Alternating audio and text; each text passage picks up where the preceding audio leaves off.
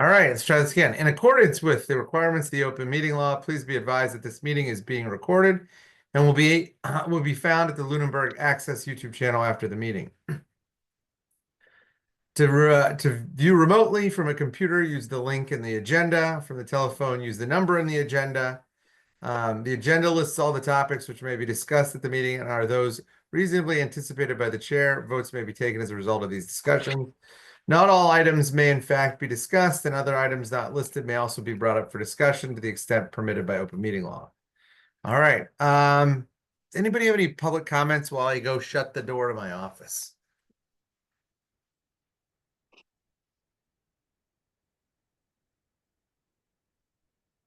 All right. No comments. Did everybody have a chance to review the minutes? Oh, hold on. I forgot about that part. I could do it quickly now.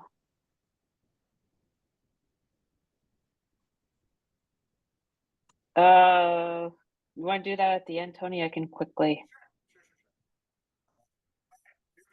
I think they're pretty short, right? We have CPA executive summary and then Yep. action items for next meeting. We can take off C because this is the last meeting. So we're down to just the executive summary and CPA. I don't care which we take. I did send out a second draft of the executive summary with edits from Renee and input from Ezekiel and Dr. Gilson's documents. I did not order them. I did not put them in an order of priority. And I put them in little tables so we can move them around easier. We don't have to worry about oh shoot, we didn't get the whole thing. So Nice. I don't know if that's what we want to do. We could do that and then talk about CPA, or we could talk about CPA first. You want to approve the minutes? I just scanned them Oh, sure. quickly. All right. If everyone else is.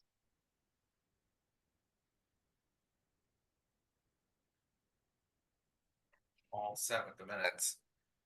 Everybody else all set with the minutes? All right. You want to take a roll call vote? Renee? Oh, to approve? Yeah, aye. Yeah. Ezekiel? Aye. Dr. Gilson? Oh, you're on mute. I'm an excellent lip reader. It looks like she said aye. Yeah, I yeah. did. Carter? Aye. Dr. Burnham? Aye. And I'll vote aye too. Meeting minutes approved.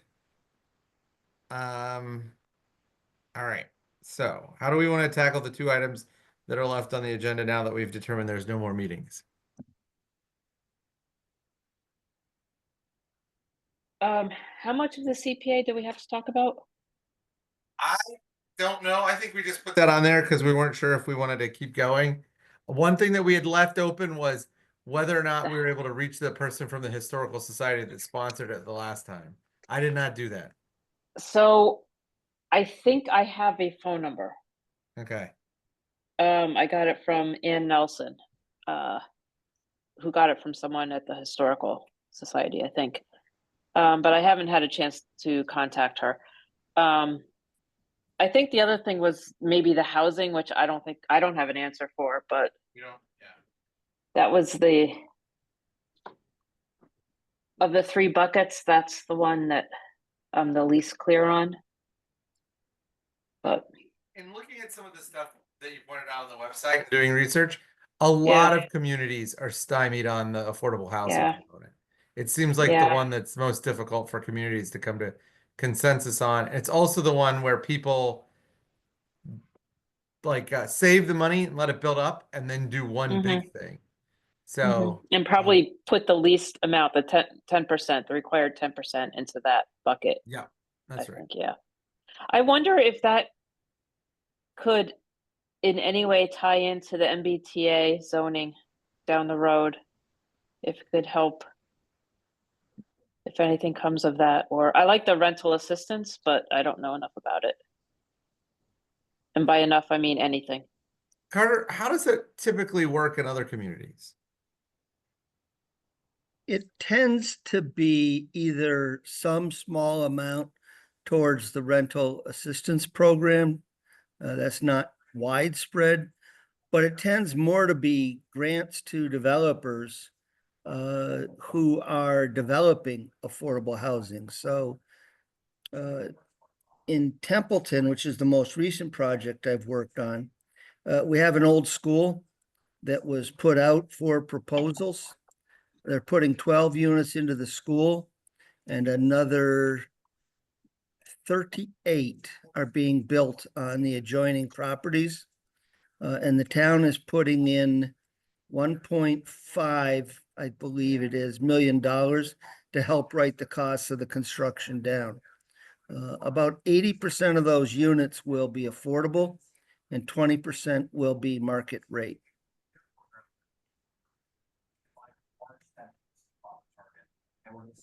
It really works best in conjunction with a private developer.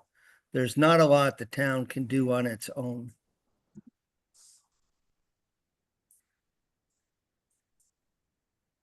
I mean, I think the recommendation from us is, I think the CPA is definitely worth looking into. Who can do that? Who can sponsor it, bring it forward? I don't know. In the past, it was the historical commission. Just thinking about Marshall Park, thinking about municipal building, historical buildings involved in that, we are going to be spending money on projects with or without CPA. So with CPA, I look at it as, hey, we can get some money towards those projects. Between Marshall Park and municipal buildings, you're probably staring down $7.5 to $10 million easily in the next 3 or plus years, and you've got to deal with these buildings. Yeah. And on top of that, outside of CPA potentially eligible projects, you've got schools staring you down. You've got Turkey Hill that has got to be dealt with in terms of a going forward basis. And TC Passios has got to be dealt with. Yeah. You know, you got, from a capital standpoint,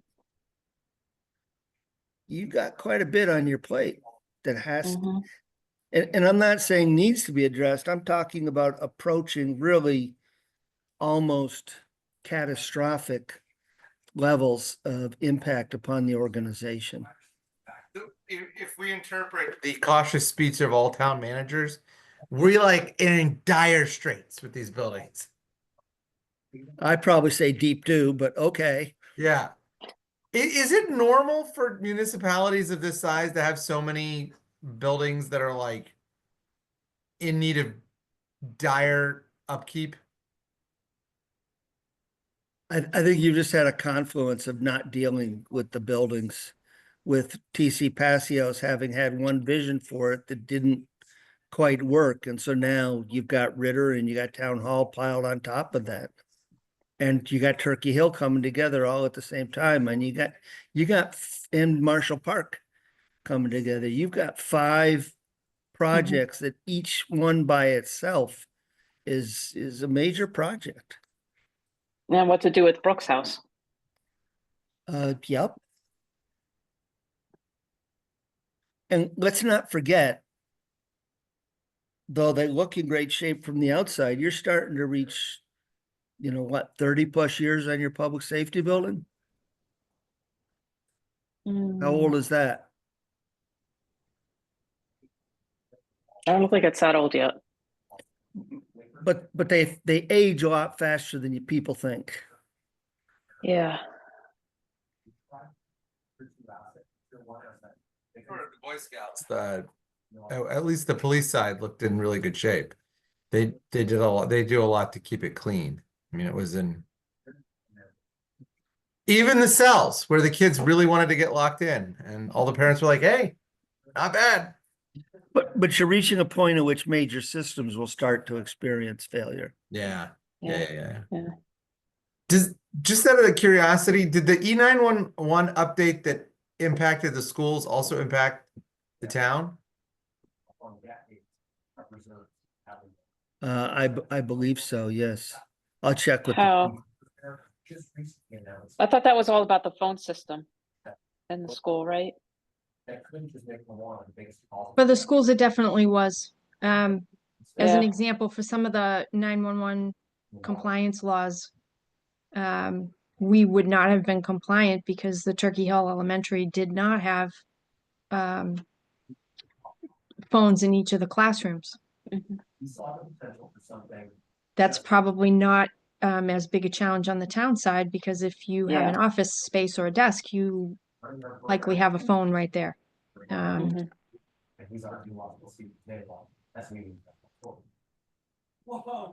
I think the CPA is definitely something that needs to be pursued, but I think it needs to be pursued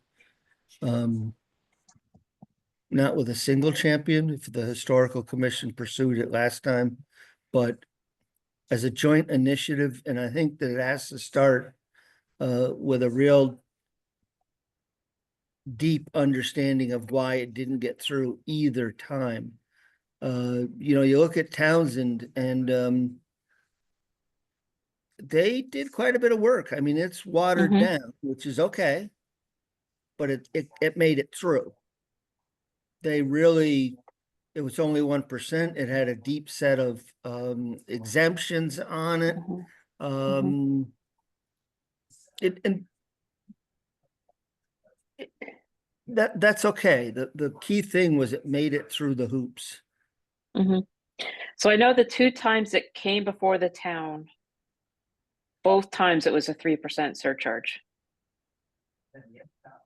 When it was up in 2020, and because of everything else going on in 2020 was never brought to town meeting, they had backed it down to a 1%.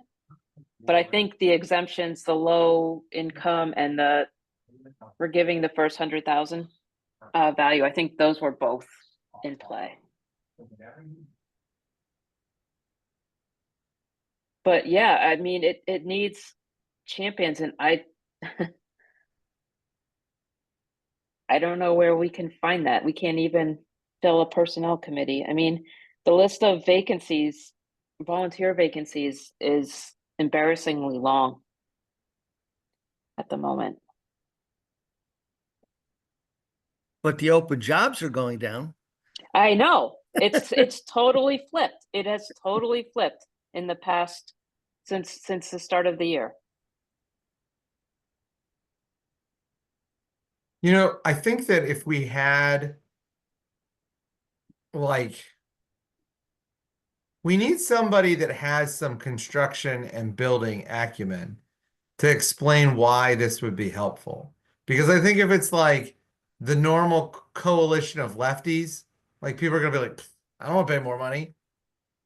But if we had somebody who had some either building acumen or finance acumen to be like, look, you're gonna spend this money anyway, you may as well get a discount. You could spend $1 or you could spend 70 cents and you'll get the exact same outcomes. Why not spend 70 cents? That was one of the points that Rebecca Lantry raised in I think it was her select board presentation. She talked about over the years, projects have been done that would have qualified for CPA money. And so we lost that money, but I didn't find details on, what have we done in the past? What did it cost us? What could we, have possibly, if we were a CPA community back then, how much would that have reduced the burden? Estimate it, kind of a retrospective, what it would have saved residents. And now looking forward to projects and estimate what we could save. I mean, the thing is, to even be eligible to get 100% reimbursement, you have to do the 3% surcharge. And the lowest you can have and participate is 0.5% surcharge. In this most recent round, the minimum match was 18%. But if you were taxing below the 3% rate. Yeah, everybody got, and then that's round one, right? Right. Everybody, all the CPA communities get whatever. It was 18%. And And then they go then back for the round high, two. then they go round 2 and round 3, but you have to be a 100 or 3% surcharge to Yes. qualify for subsequent rounds. So, but hey, if somebody told you, I can guarantee you 10% return in a year, would you take it? Yep. Damn straight I would. I Yeah. mean, But how many people don't sign up for their full 401k? well, that could be because they can't afford it either. They at least, everyone I know always, you know, if you get a company match, you at least want to contribute that amount so you get the full match you can get. Yeah, yeah, yeah, yeah. Um, And I mean, I like, don't know what the lowest match has been with CPA communities. They're up to 200 communities now.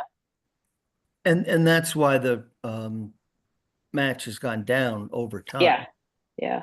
And it's unpredictable because it depends. They have to see how much money they have in the pot every year. And then that's what they have to disperse that year. So Carter, it's variable, but it's less variable than the stock market.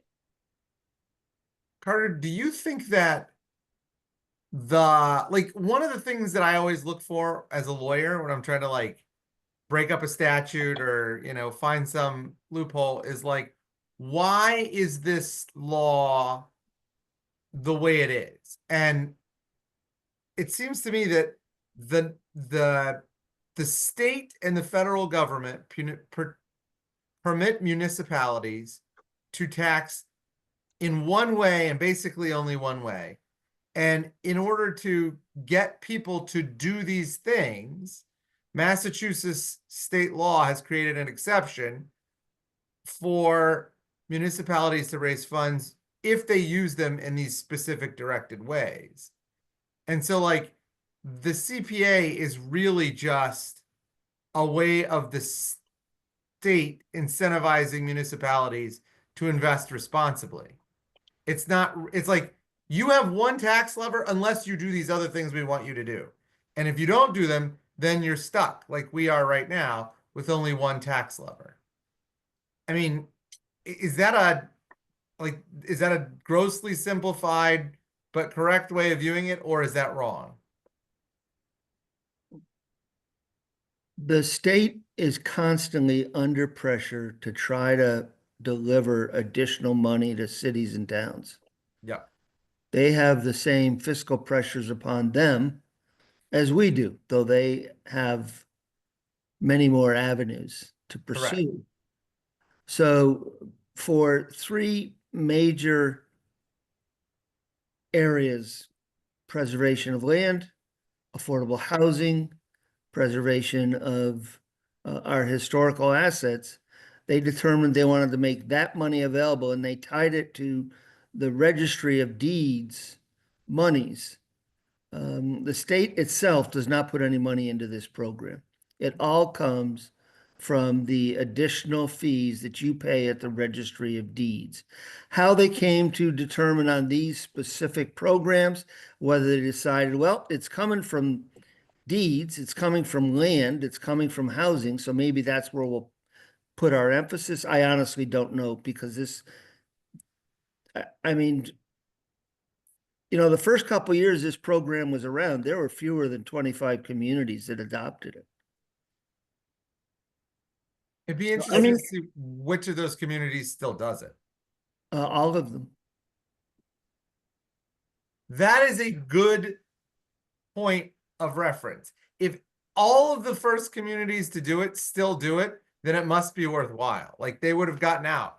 Because once you like pass through your, you know, obligatory window, you don't have to re-up if you don't want to, right? No, Like you can don't, withdraw after. yeah. after a time So period. if they didn't withdraw, there must be a reason why. Well, as The other Renee way- just said, you know, minimum you're gonna get is a roughly 20% payback, and then if you're in the 3% bracket, you might move up as high as 60%, depending upon the, Or 100. There were towns that got 100% match this year. yes. So, I mean, that's the data's out there to like really break it down, look at what communities, how often, how long, and all of that. But the other way I look at this is every transaction, you buy a car, all those fees that come along with every property sale, right? And I think, I don't even know if it's buying a car, but we're paying these fees to the state. This is our money we're giving the state. Shouldn't we try to get some of that back? We're Every- paying in. Every property transaction that occurs in Lunenburg and is recorded in the Registry of Deeds in Worcester has a fee attached to it that goes into this fund. Is it only property or car sales also have a state fee that No, goes not, in? not car sales. Okay, Yeah, I don't think they register the UCCs at the Registry of Deeds, so I'm gonna say, it's only at guess. the Registry of Deeds? Yeah, that's where it's, Okay. that's what it's associated with. I mean, I guess I have to ask, does the community understand that it's gonna, Tony, you talk about all these projects the town is going to have to pay for. Is the community writ large understanding of that? I mean, do they really accept and know that? Because if they don't, if that's your premise, you're never gonna sell this. Right, right. That's right. I don't think they do, Renee. I mean, like, I don't think so. I think people who go to town meeting, maybe, yeah, yeah, but The parents at I mean, Turkey Hill may, yeah. but they'll be moving their kids onto another building at some point. Townsend had a big PR campaign around it, education kind of campaign. And it was a close vote. It was very close. Yeah, but percentage wise, it wasn't.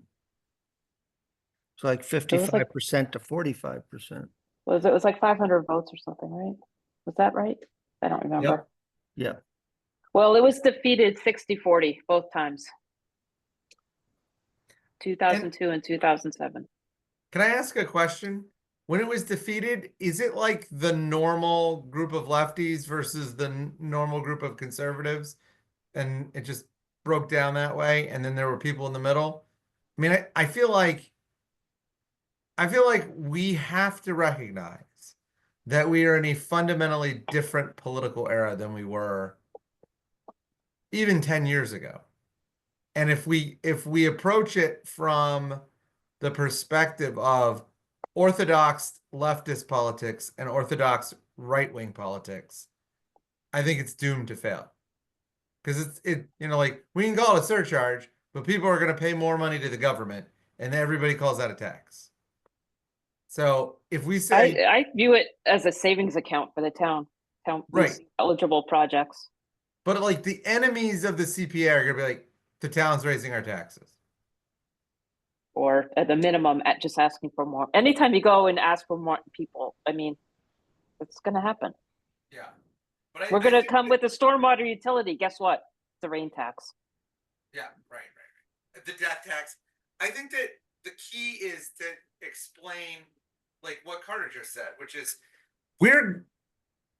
if you don't understand this, here is the primer.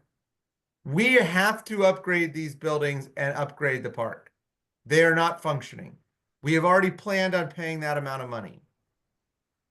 Here is a way to defray the cost. And if like, Mhm. like, I Here keep going is, back to this here is a example. way to keep Boston, that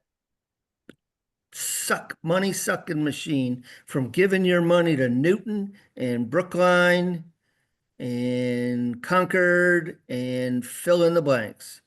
We're gonna keep some of that money right here in town. Yeah. For the 200 communities that are already in CPA. Yep. Hmm. But I think what we can do is, bring it back, say, hey, it's time to get serious and look at this again. Who's going to take it up? I don't know. Because I think even let's run a timeline. I think even if it went to annual town meeting, and got passed, then it would go to ballot in the November election. That's the fastest it could happen. And so we're talking a year from now So we wouldn't get a match that year. It would be, so 2 years from now, we might get some CPA money. That's the fastest. TCP isn't gonna last 2 years. Well, TCP would not be an eligible use. of No, funds. no, but the money we put there, we're gonna be taking away from somewhere else. Right? Yeah. If you're left with Brooks House, you've got Town Hall, you've got Ritter, you've got Marshall Park. There is plenty on your plate that could be a use of this money. Would, let's say that Oh, but instead of getting rid of Turkey Hill, we wanted to like retrofit it. Would Turkey Hill qualify because it's old? It's not, It's not it is historic. old, but it is old, but I don't think it's gonna qualify as historic unless it's the get your first- dad to qualify. unless it's the first use of clay brick in Lunenburg. Yeah, And I, maybe he can find some reason, some. Oh, some and way believe me, my dad wants to retrofit that building so badly. Yeah. He's like, I've asked him a couple times if he'd volunteer to be the project manager, and he's like, no, no. My mom is like, no, don't do that. I don't know, maybe Dr. Burnham can, bury an arrowhead or something on the site Yeah. that we can, no, it's, Not old enough. So. And the other thing that's worth noting too is so this is a good and a bad thing. The expenditure of the CPA money, the project has to be approved by town meeting. So the town has to approve the use of the CPA funds, and we know how hard it is to get this town to approve anything. So it's possible we could have money and have a project, and then town say no, and then we have to wait till the next meeting, whatever town meeting. So that like some of the plans have been in place for so long that the town will approve them. Like if we can get CPA funding for redoing town hall and redoing the Ritter building, I think those plans have been floated long enough that they would get.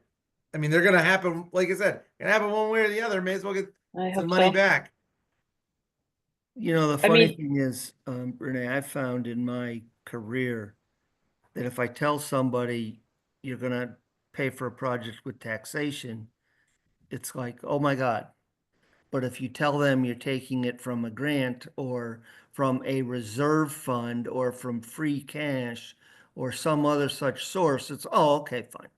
They think it's free money.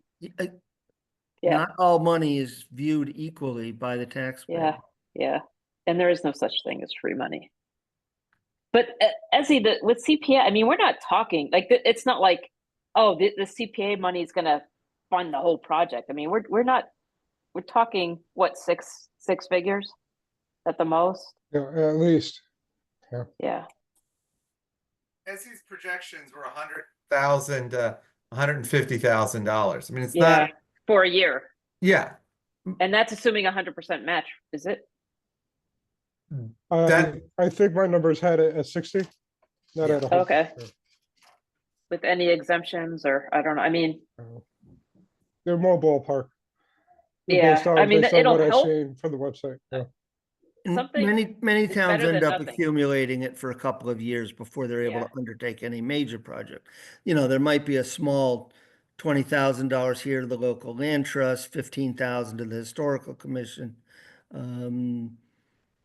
Those kinds of things, but most communities do end up accumulating it. I just thought of another one. We need to expand North Cemetery. But that, I don't know if that would qualify. Preservation of the monuments, and some of those kinds of features probably would qualify. Acquisition of land for expansion would not. But I think we own the land. It's just the work to clear it, right? Yeah, that would not qualify.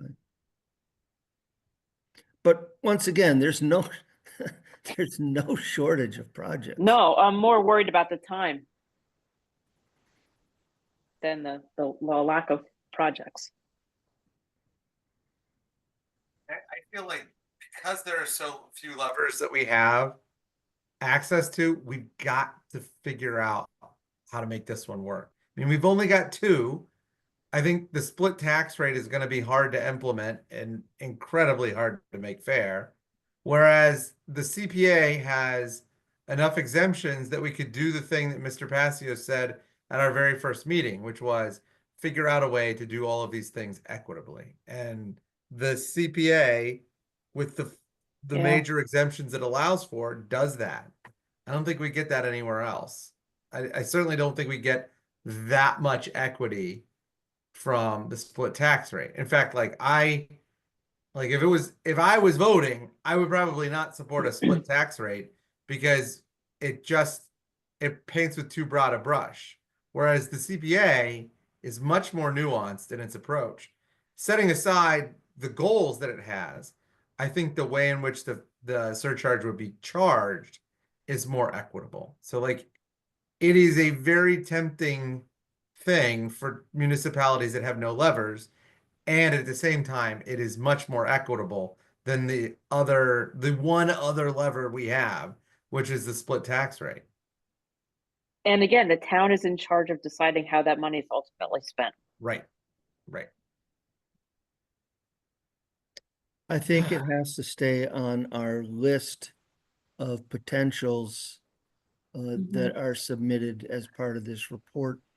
I Yeah. don't know as you can really go much deeper than that at this point in time. Carter, while we're still on the subject of values, what do you think the changing the method in which the town warrant is delivered, how much do you think that would save? Now, you had mentioned it, I just didn't write down the number. Around $7,500. I mean, it's not huge, but in the grand scheme of things, every dollar's really Why important. waste money? Why waste anything? Any The other amount? thing is, it will also allow for a more realistic accounting by the individual government boards because we will have the health insurance rate. Right now, in order to get that report out in a timely manner, in a coherent fashion that involves everyone, you must have the final votes by 25 days before the meeting. So close on health insurance. I mean, we barely made it this past year on health insurance. Dr. Burnham, when did those numbers come in? I think they came in early mid-February. It might have been early February And last we year. had like a couple of meetings where we basically delayed voting on the final budget because we were waiting for those numbers. So if we could have like even 2 more weeks, it would have been really helpful.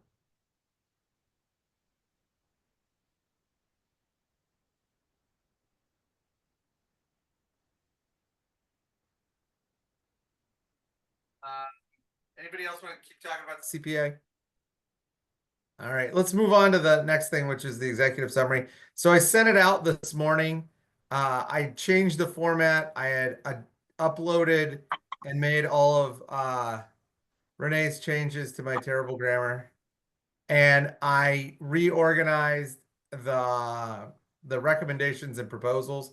I also footnoted where I could, where things were said. So if somebody reads the executive summary, they can go back and look at, which budget task force session this was said in or whatever. So the way that I broke it down was they're now listed, they have the recommendation number and then the title, who needs to get notice, the estimated value, when the thing was talked about again, so people could go back and watch the recommendation language, and then the reason why. And I did that for every proposal that we had.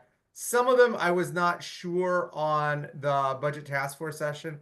Like I could not find the one where Anna Lockwood referenced the solar on the Old Town dump site. I went and looked at meeting minutes. I looked at my notes. I just couldn't find it. So it's still marked. Oh, as it's a an- public comment. It was a public comment. Yeah, I wanted to know which Yeah, date. I don't, Yeah, I couldn't do it. But most of them I got, all of them, all of those things, but they're not in order.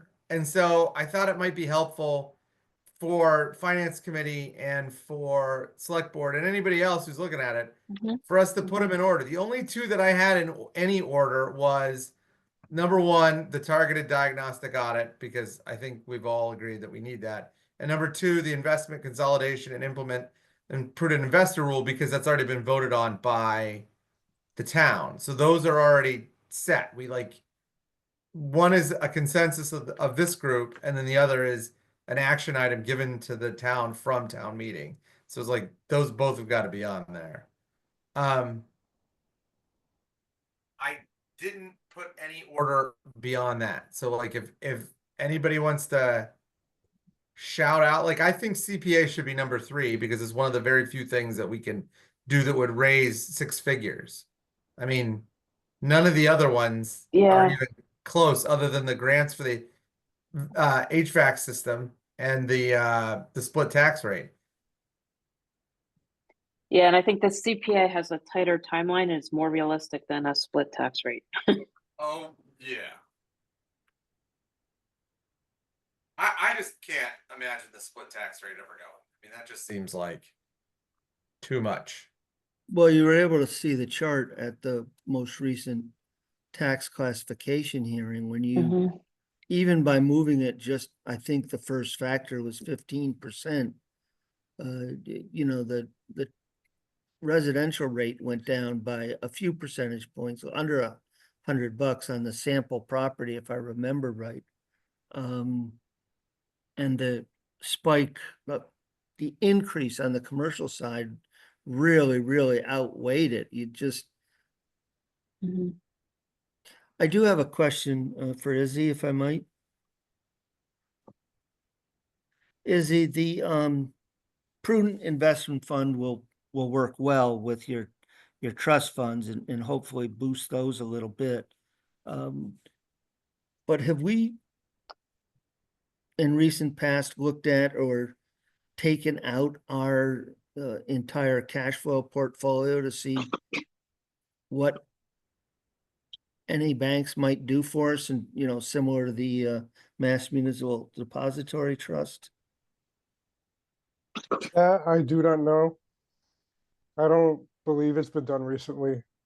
I know I had talked to one of our banks about updating our financial investment policy. Yeah, And as soon as the new town manager comes aboard, we can tackle that head on. Because that's in my view, that needs to be updated ASAP.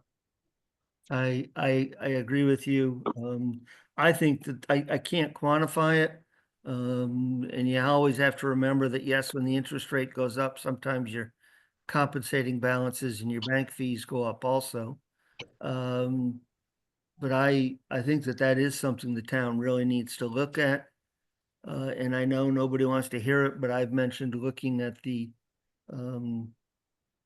MSW right up through and including potentially going out of the business, which would not be favored well, but it is a 6-figure savings to the community.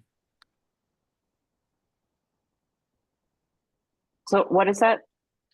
Going out of the municipal solid waste business, you're paying. Oh, you're- okay. The, Yeah. the trash side of the house is paying its own. That's not the issue.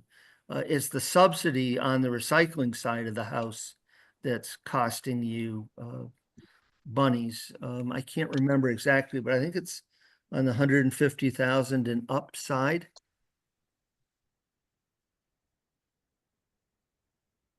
So are people gonna say, well, we just don't recycle anymore? Just send everything to trash? Sure. Is that But- one possible response? Well, yep, but then they have to buy bags at $3.50 a piece, and your operating margin on the MSW side goes up. As an environmentalist, I think it's horrible. Yeah, yeah. As somebody looking for the pennies, I think it's wonderful. But if we look down the road to the cart system, doing away with bags, because that seems like a lot of companies aren't going to be, a lot of vendors won't be offering that. Right. But right now you are subsidizing the program. You know, you Yeah. can say the MS, yes, it's an enterprise fund, and the MSW side is. Izzy, do you recall what that number was at all by any chance? I don't off the top of my head. I'm looking for it now. Yeah, Is that in the document, Tony? I don't.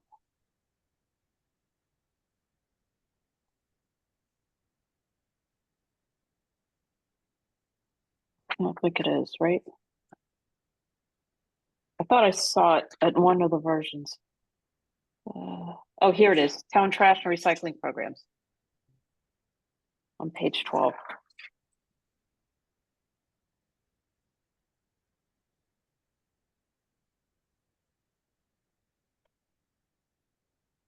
Um,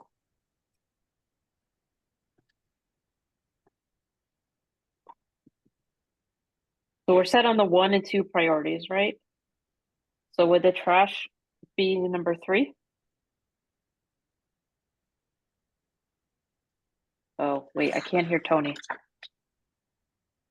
I said, I think CPA has got to be number 3. We got to have Okay. that in. I think the trash one can go lower in the ranking because you have a 3-year contract.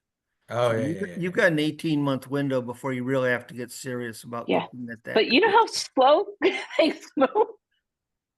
I mean, I've- 3 years is like, I've come to learn the Lunenburg way. I I joined don't think school it's committee unique to 5 years ago to Lunenburg, get actually.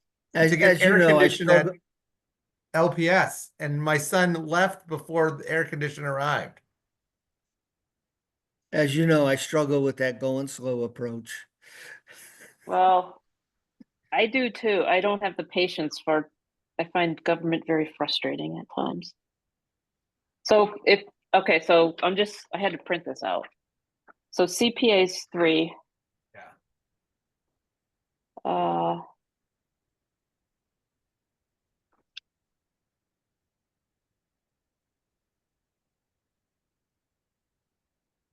I mean, the Brooks House lease is supposed to be something that's on the to-do list, right? Yeah. Yep, that's on there. So I don't,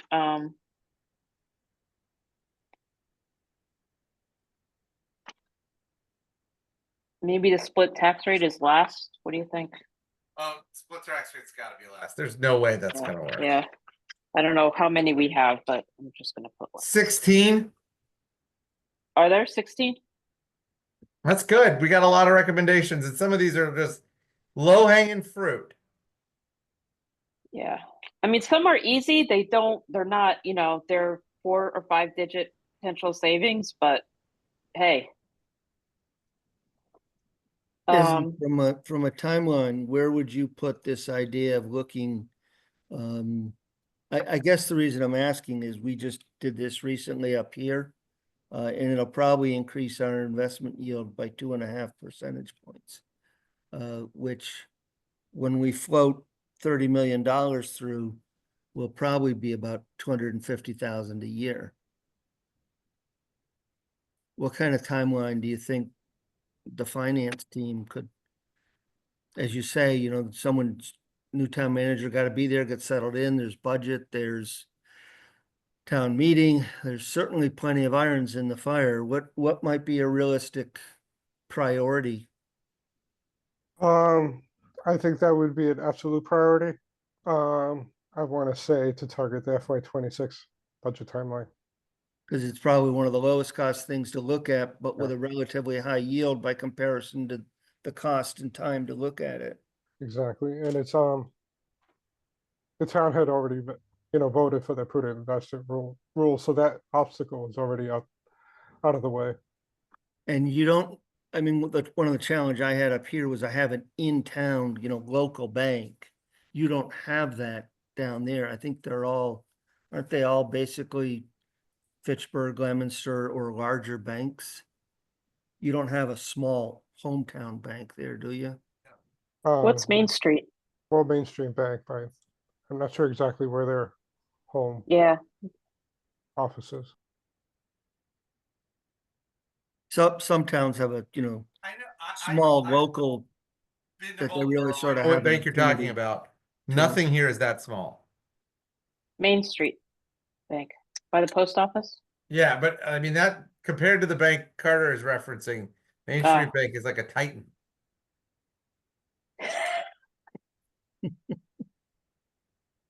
So, Carter, are you saying that this recommendation number 2, the investment consolidation and the implementation of the prudent investor rule should be 1? Well, it's already done. You knocked it off. Yeah. Well, by a vote, but I mean, we still have the investment I mean, there's still decisions to be made.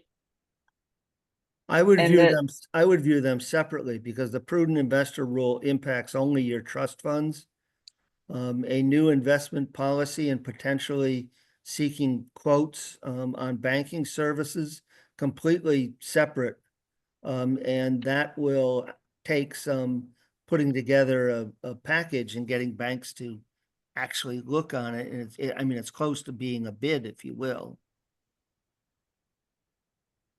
The investment people come, they did not make it seem like it was that complex. Now, maybe that's because that's how they make their money.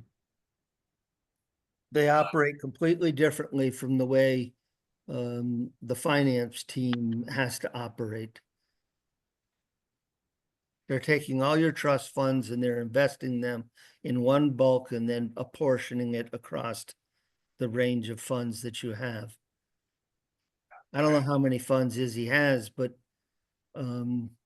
he's got multiple different funds. And he has to keep balances, and many of them as compensating balances in order to not incur banking fees.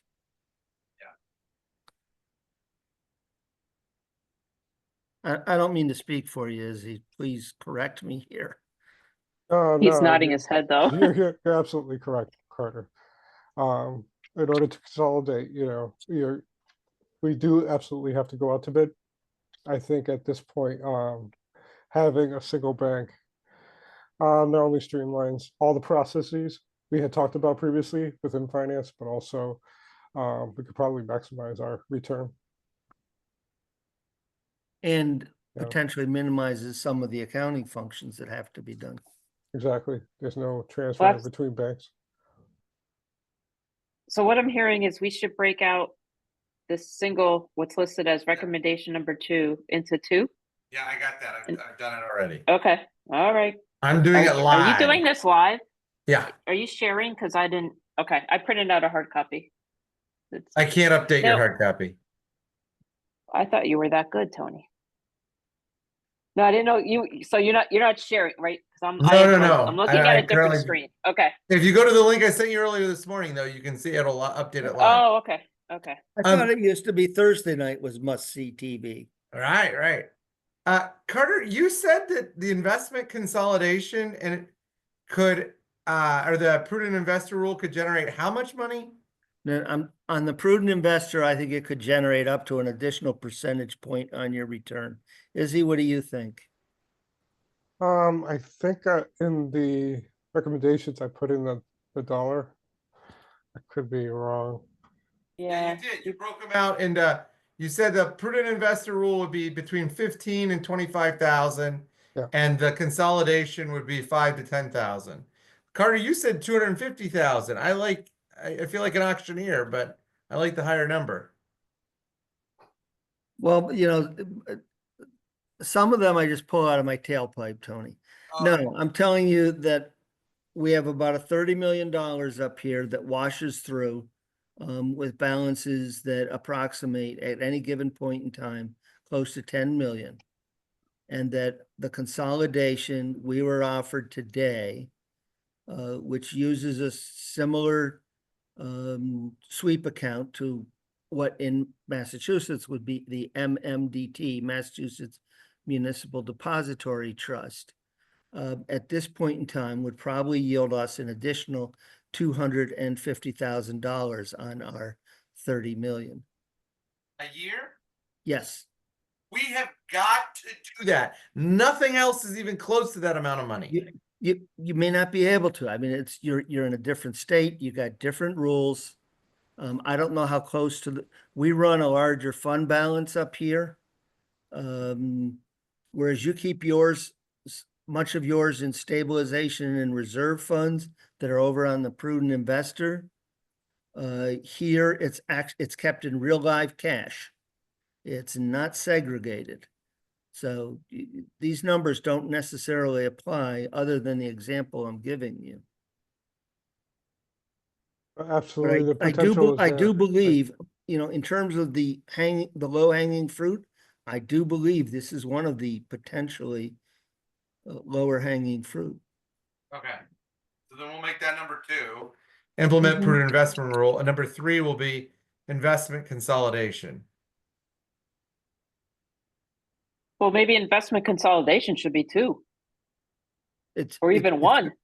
Remember, I mean, this is- remember, it's not necessarily investments. It's simply, it's your savings account in your checking account.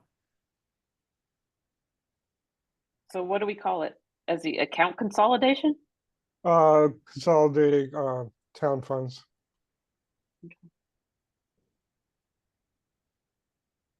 I mean, Tony, that should be number 1. That's like Yeah. no cost with greatest potential of return. Yeah. Ezzy, does that sound right? Yes. Like, Yes, do you think it has potential for the biggest return of all of these? The potential is absolutely there. I may have lowballed it, just I tend to be more conservative than most Yeah, most that's okay. people. But the potential is absolutely there. I just the amount of accounts that are open is astronomical. I think if we consolidate, the monthly savings alone, yeah. So these are our bank accounts, not to be confused with the accounting codes, the multiple I think Tony, you mentioned it in the problems. Right? Yeah. There were too many. The complex financials, yeah. We had a brief So- conversation about that the other day, and I think Izzy's absolutely on the right track as to where he's headed in terms of the chart of accounts. I think that the schools will be pickled tink with this thing. I really think he's on the right path. We talked about in terms of that chart of accounts also, I showed Izzy one way, but I think he's got a better way, frankly, of tracking all of our capital projects. It's very difficult to track those right now. So I think you got a guy that's absolutely on the right path here. Is that worth capturing in the recommendations? And within the recommendations, I would say to reorganize the chart of accounts in order to streamline. There are just too many, not the fund codes, but down to the object level and the org level. There's just too many accounts. They need to be streamlined. So, for example, every department would have 4 or 5 accounts to work from instead of Mhm. 10 to 15. Mhm. Anything that improves workflow. I mean, when you have this level of accounting you have to do, you basically have 2 choices. Hire more people, which we know nobody wants to do, or improve workflow. And I'm convinced that the chart of accounts will help you improve workflow. It'll also help. I think previously somebody had mentioned, speaker that we had or guest, to streamline the reporting process from departments. So you would have the same reports from all the different departments, just the numbers would be different. The accounts would all be the same. Select board or FinCom or whoever would understand, because they would all be the same reports, whether it's the school department, DPW, or whomever. How much that would project? Like, what would you project the savings on that to be? It's hard to put a dollar value on that. It more of a hourly time savings for the staff. Which It's hard to then tell. get to work on projects they're not getting to right now. Exactly. Yeah. It's a quality.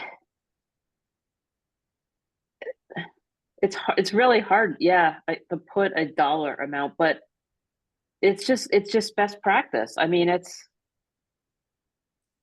an efficiency gain,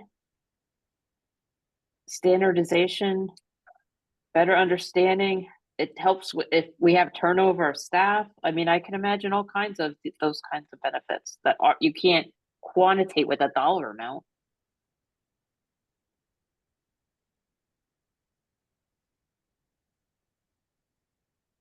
Is that fair to say, Izzy? I agree. I agree.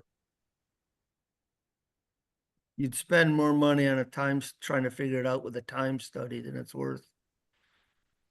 Mm-hmm.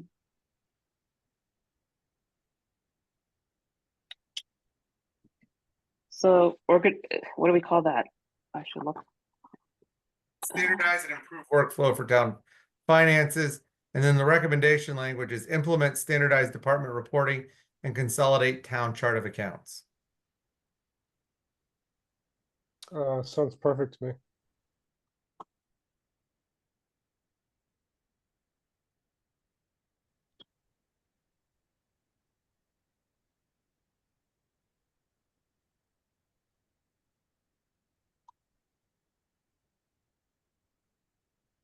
So, what number did you put that one at? It is we still have to- floating and waiting for a number. Ah,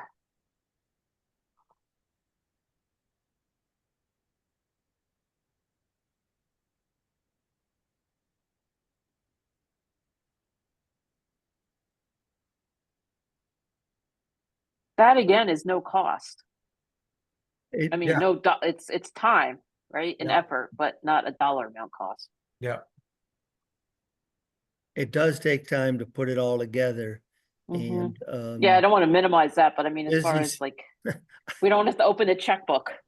Yeah. is he's buried. I mean, we gotta recognize where the staff are. I mean, truthfully, if you're gonna include putting the transfer station or the landfill out to bid to potentially see if someone's interested in it, that's a relatively low effort to do. Yeah.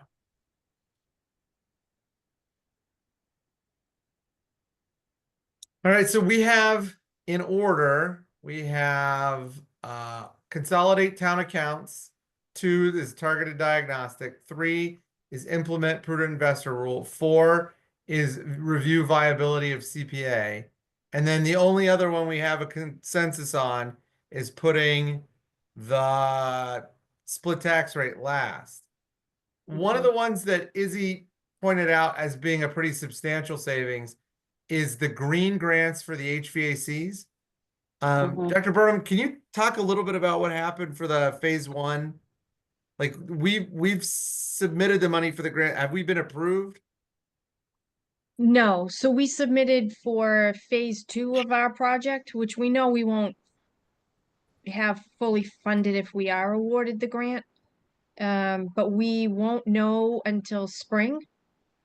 I believe April, if we have been awarded grant funding for that. Did we get grant funding for phase 1? No, that was Okay. funded through capital. Okay. And so we're gonna spend this money anyway. If we get the grants, it's between $100,000 and $150,000. So I think the grant was 2 and a more quarter, than that, wasn't it? upwards of 2 and a 200. quarter, two and a Yep. quarter. all Okay. right, Yep. go. I think that's got to be number 5 because that's a big chunk of change.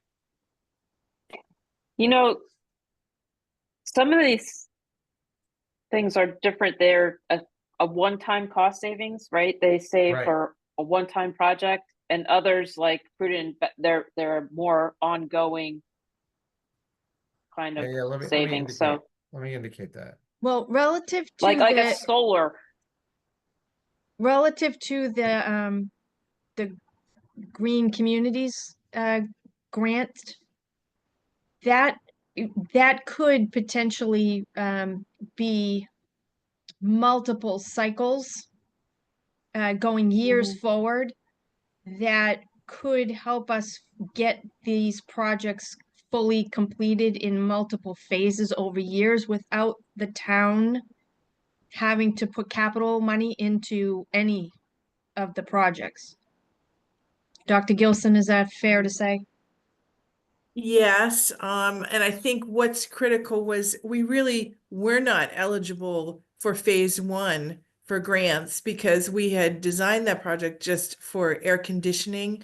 And phase two of the project we had to put in specific controllers that linked phase one with phase two, and they allowed for the heating potential to be optimal and also for the cooling potential to be optimal. So that is the reason for the excess cost at $483,000 for the total project, but it in turn made us eligible for the grant funding. Otherwise, we would have just had, well, right now we still do, air conditioning as a part of phase one of the project.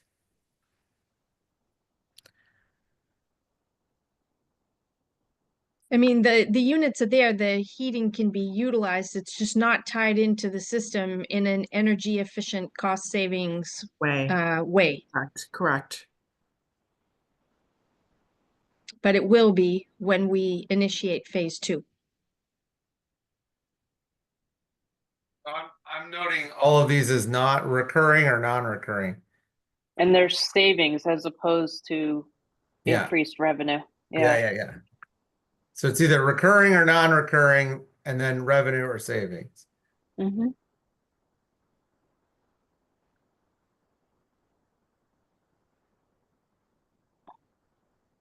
So do we want to put the HVAC as number 5?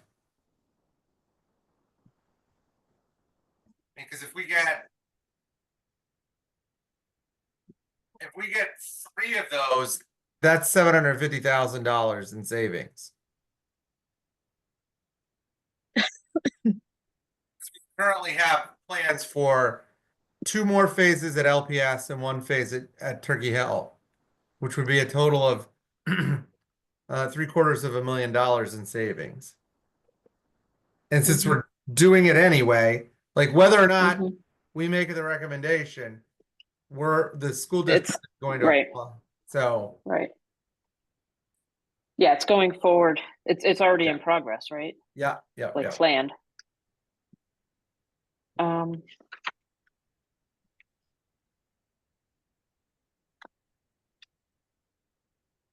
Dr. I'd like Burnham, to get how some badly do revenue. we have to let the schools deteriorate to be eligible for maintenance improvement grants from the School Building Assistance Bureau? Trying to figure out if the school costs are eligible from that entity is insanely complex. Like, I don't think the person who runs that entity could tell us what the qualifications are. I mean, Dr. Burnham, we talked about this at a number of school meetings. It is like Franz Kafka himself would be proud of how Byzantine their rule system is. It's awful. I mean, what was the thing that we were talking about before? Well, it's difficult to plan. As an example, information is just coming out now relative to the next cycle of eligibility for accelerated repair projects, which is great, but I couldn't factor any of that into our 10-year capital planning because Gotcha. we didn't have any vision for what was going to be eligible for the next year to 5 out. It's just the information doesn't sync up with They do much better at building new schools than they do of maintaining what we have. so that's I think our biggest Gotcha. challenge. I mean, they know how they work and they would explain that they have a method of how they approach all of this. It just doesn't sync up in a way that allows us to Do be forward-looking planning. and fully planful about Yep. timeline and what types of funding mechanisms that are available and which ones we would want to pursue, and you know, having that be helpful to the capital plan committee as an example, as they're taking a look at the big picture and all of the asks from all of the different departments. It's hard. It's hard, right? Gotcha. Because it makes us feel, I'll speak for myself, I guess, makes me feel like we're always tap dancing and we don't know what we're doing, when in fact I can't tell you in advance what is coming down the road that might make us eligible. Had I had vision for that, we might have made different recommendations and different plans. So it is very frustrating from my perspective for it to be an annual thing that they decide Yeah, so by the typically time, December and by the time January. you get there, they've changed the rules to go in a different direction. And even though they've released now the types of projects that would be eligible for this next cycle, there's no information relative to what the reimbursement rate is going to be. And that's also information that people in town would like to have as we make decisions about whether or not we're pursuing something. Right. Because the town has to put the money up front and they'd like to know how much they're getting back. And I cannot tell them because they don't set that rate at the same time that they set the list of eligible projects. Gotcha. Thank you. It's just, I think that, you know, trying to incorporate like something like that, if we were to make a recommendation about how to pursue those kind of things here for the school district, by the time we get to the point where we're voting on what it would be, all the rules would be different. The reimbursement rate would be different. It's just, it is not a user-friendly process. And given the pace at which the town of Lunenburg has decided to proceed on things, it's essentially something that we could only do at the superintendent level. Like, it's not, like, select board could vote and say, do this. That'd be great. And then the rules change and the vote is kind of meaningless. So I think that, unlike with the green grant, where you can have more concrete information and concrete predictions, doing something with the schools is like that is just going to be really difficult. All right. So there are a bunch of things on the list that are all sort of similar. So installing solar panels on the school and installing solar panels on the town dump. Those do seem like they would generate real money. It's just, it's something that takes a lot more planning. And so like, they're not as pressing in terms of return on investment. Like, they're not going to give us our money back as quick as the top 5 things. And so they're more money than others, but they're not something that would be actualized as quickly. So I think that maybe for 6 and 7, we'd want to put the two proposed solar projects, the school parking lot and the town dump. Does that make sense? Let me just say that to me, there's a difference because Okay. depending upon how you want to approach the landfill. If you think that the town itself is going to construct the solar panels and then run it out on the landfill, no, that takes a long time. Right. If you're simply going to, I say simply, there's a little more to it than that, put together a request for proposals that lets developers know you've got this land that you are interested in leasing out for the development of solar fields, that's actually something that can be put together relatively easily and could be ready for the fall town meeting so that you you can do it in a couple of ways. You can get permission to do this at the annual town meeting, and then you put the lease out and you proceed from there. And at the fall town meeting, you seek the special legislation, or you simply go ahead and do it. And then you get all the approvals at the fall town meeting, assuming you get some proposers on it. So that is not nearly as complex as actually getting solar panels installed and then trying to run it yourself.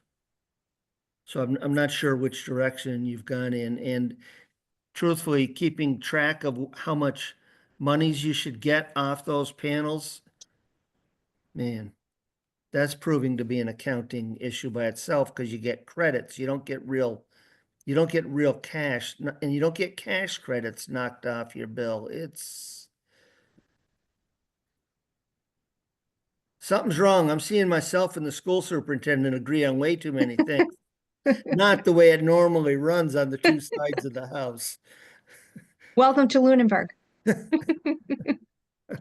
you think, Carter, that the lease on the solar, lease for solar on the town dump, that one is relatively low hanging fruit compared to the school district building one themselves, the town building one? Yeah, I mean, I would put that, about the same level of effort with the same potential return as looking at the investment side. It's some staff time to put a package together, Okay, and get it out in the marketplace. yeah. I don't know, it's for us to decide though which route to go. True. So I mean, I view these, I was thinking, Tony, that the two solar items, I'm looking to group a bunch of revenue generating Yeah. recommendations next.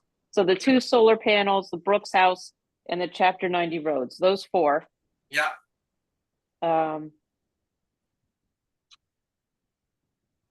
I would, with the, chapter in that order, actually, because that would be the order, I think, of the potential funds we could get from those efforts.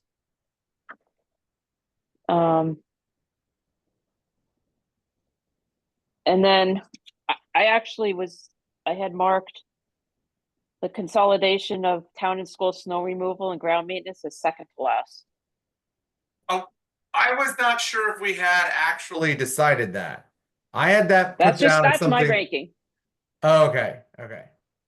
because it didn't seem like there was a strong likelihood of it may be more trouble than it's worth. For what, I don't think there's a strong likelihood of saving money. I don't Based on think, our I don't discussion. even think that there's a strong likelihood of improved efficiency in Yeah, so operations either. Yeah, I had that listed as a proposal that we talked about, but not something that Yeah. we recommended doing, but I can change that. well, and the only and things can change with time, right? The only thing I was thinking about was if we got outsourced contracted snow removal and we decided to use, we got a deal because we went with one contractor, like all my neighbors, we get the same plow guy or same guy to cut our grass, and we get a discount because he makes one trip, and it's done. So instead of if we outsource to two different vendors, that may not make sense, but the school currently is not outsourcing. The town of Franklin, under Jeff Nutting, consolidated everything. I don't know how well it's worked. It would be interesting to find out. Schools, everything, over 1 million square feet of building space. Now, you don't necessarily save money because you end up paying a joint facility superintendent more money, and the money that you do save is then poured into, I don't want to call them underlings, but other spaces. So there's a real world example that's not that far away, that might be worth having some conversations with. Yeah, so I would leave it on the list, but I had it second to last, whatever number we're up to now. Sure. We might be up to 17 now, I don't know. That will make 17. Okay. So where does that leave us with payroll and purchase order streamlining, warrant delivery, and the two health insurance items? And then so do we want to put? Trash. We actually have a couple more, Renee. We have increased fees on town side and school side. Oh, Reevaluate school solar contracts, and then the streamlining stuff and warrant delivery. I have the increasing fees. I had them way down, Okay. just because I'm looking to. But that would be one of the last levers. It's in the, Okay. falls into the category of, increasing taxes and everything else, but Yeah. I'd rather find that money without having people having to open up their wallet. So maybe we should do the workflow and the elimination of duplicate processes as the next two, because those are free.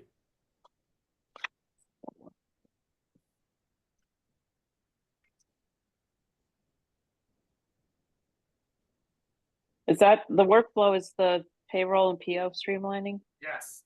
Okay. All right. Those things. And what's the two health insurance ones? Changing High the deductible. buying somebody out and then offering the high deductible health plan.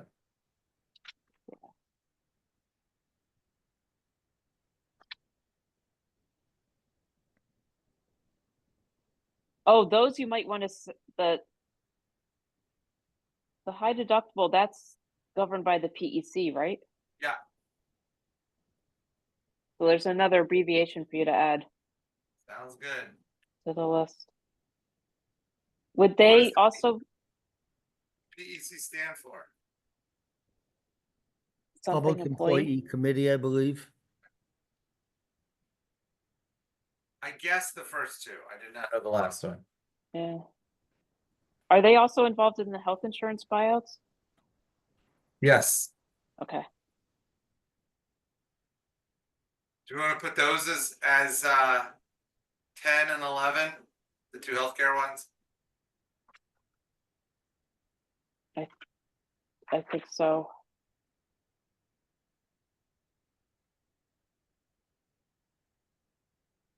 Tell me if this is wrong. The health insurance buyout, that's something that should be relatively easy to implement, right? Like, you don't have to get anybody to approve it.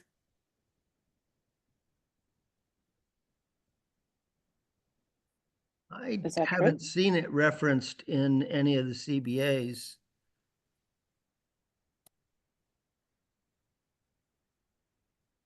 I seem to recall we did vote on it. With At the Heather. PEC? No. Maybe it was just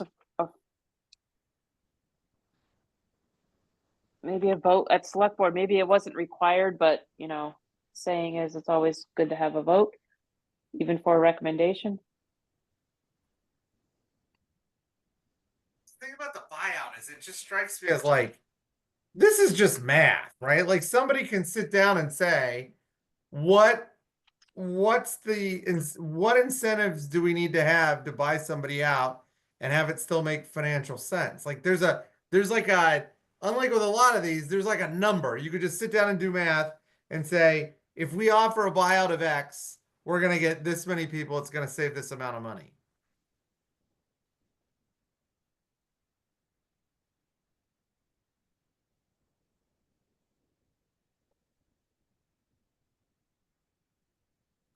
I think you're right.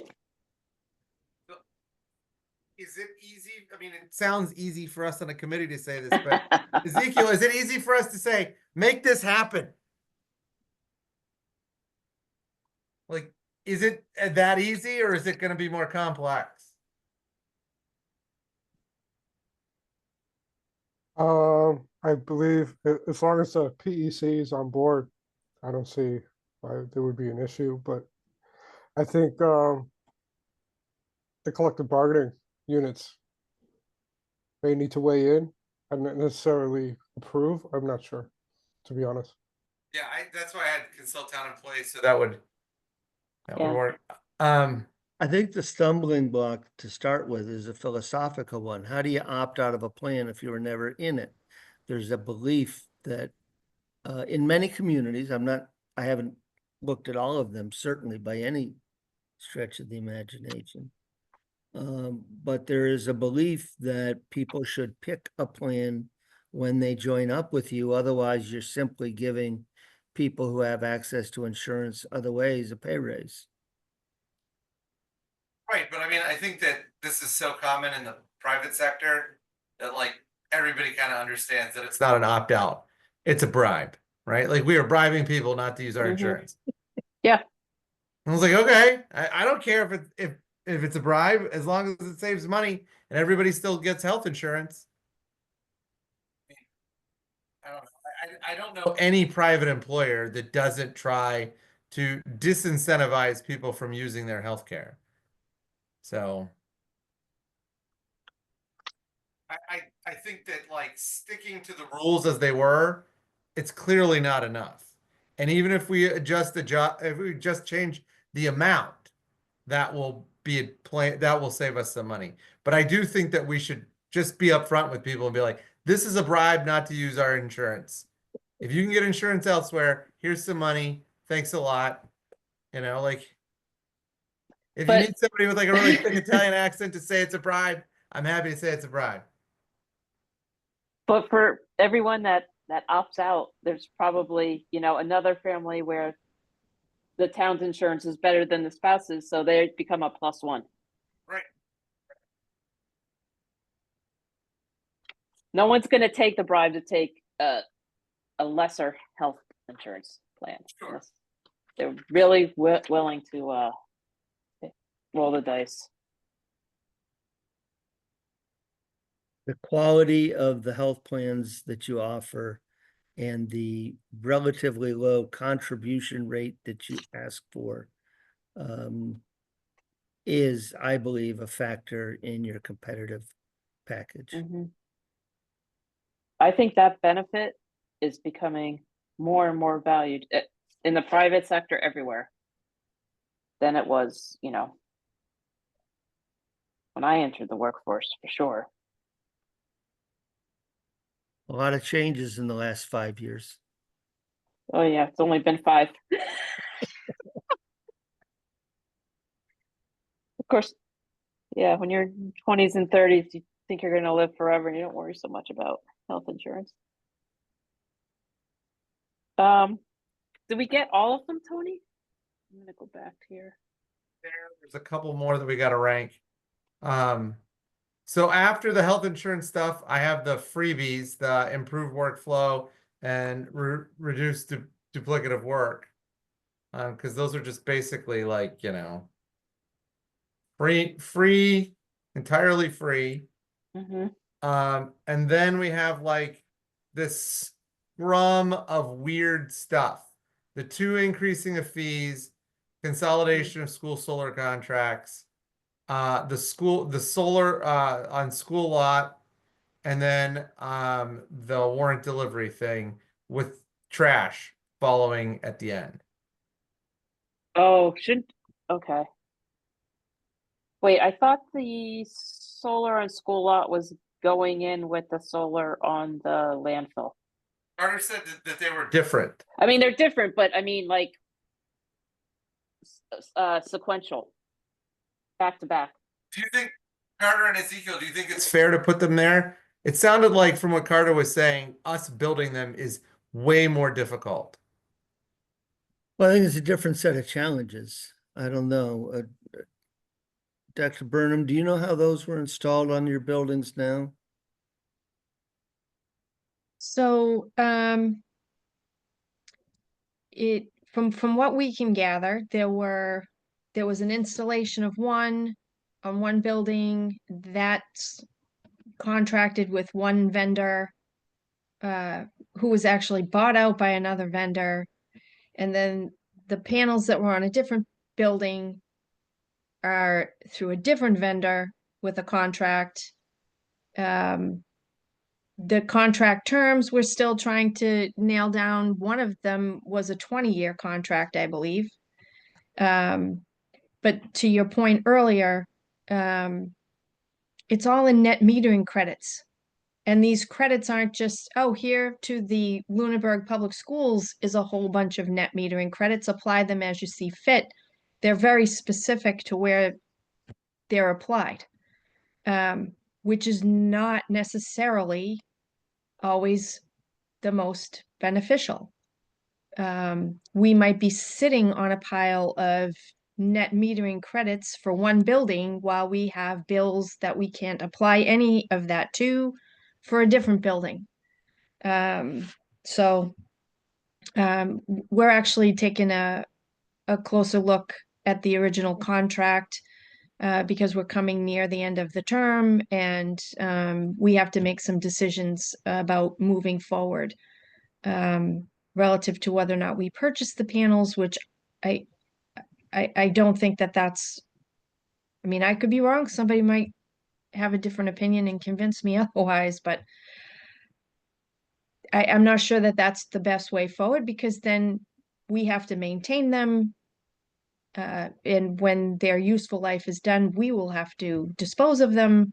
I'm not sure that that's the optimal way for us to go.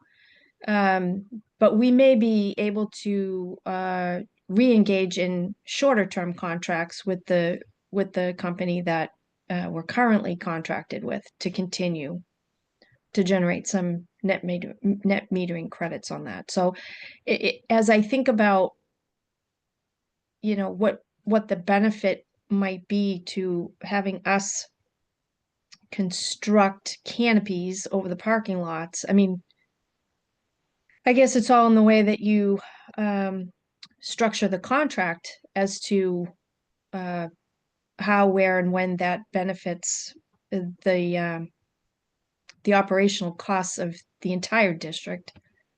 It's something that we would have to look at, but I would prefer I would prefer if that project actually generated revenue.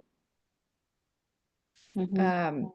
Because then we could apply that more broadly to our operating budget. But I don't know that that is or isn't an option, but it's not the way that things had been structured with the two previous projects involving solar panel.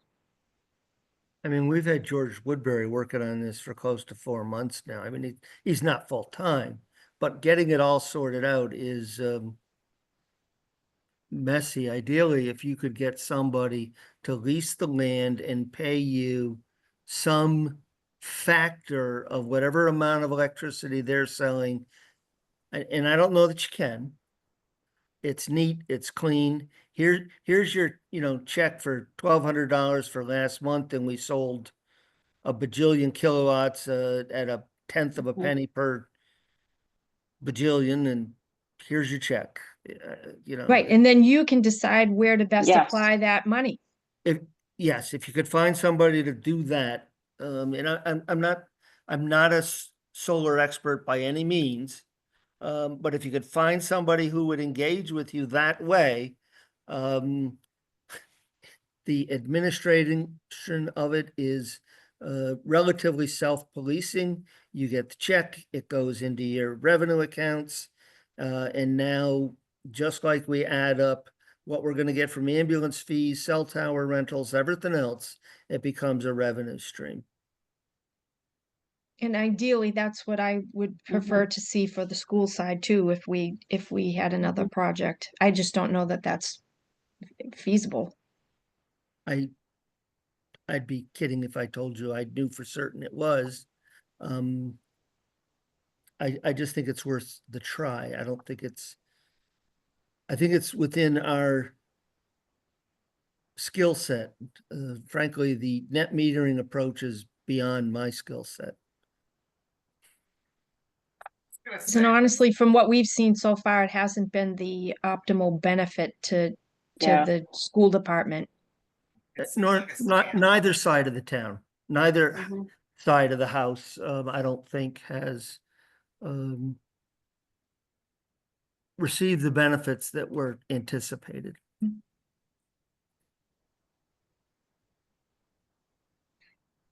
Can't hear you, Tony. Said it seems like a scam. If there are Well- that many people trying to get rich quick, it always is a scam. They've been out there now for long enough that I'm hoping that there are more options and you can negotiate a deal where, like you said, you can lease. Like Acton Children's Museum. They put all of these solar canopies in their parking lot. I don't know what their agreement is. REI did it a long time ago in Framingham.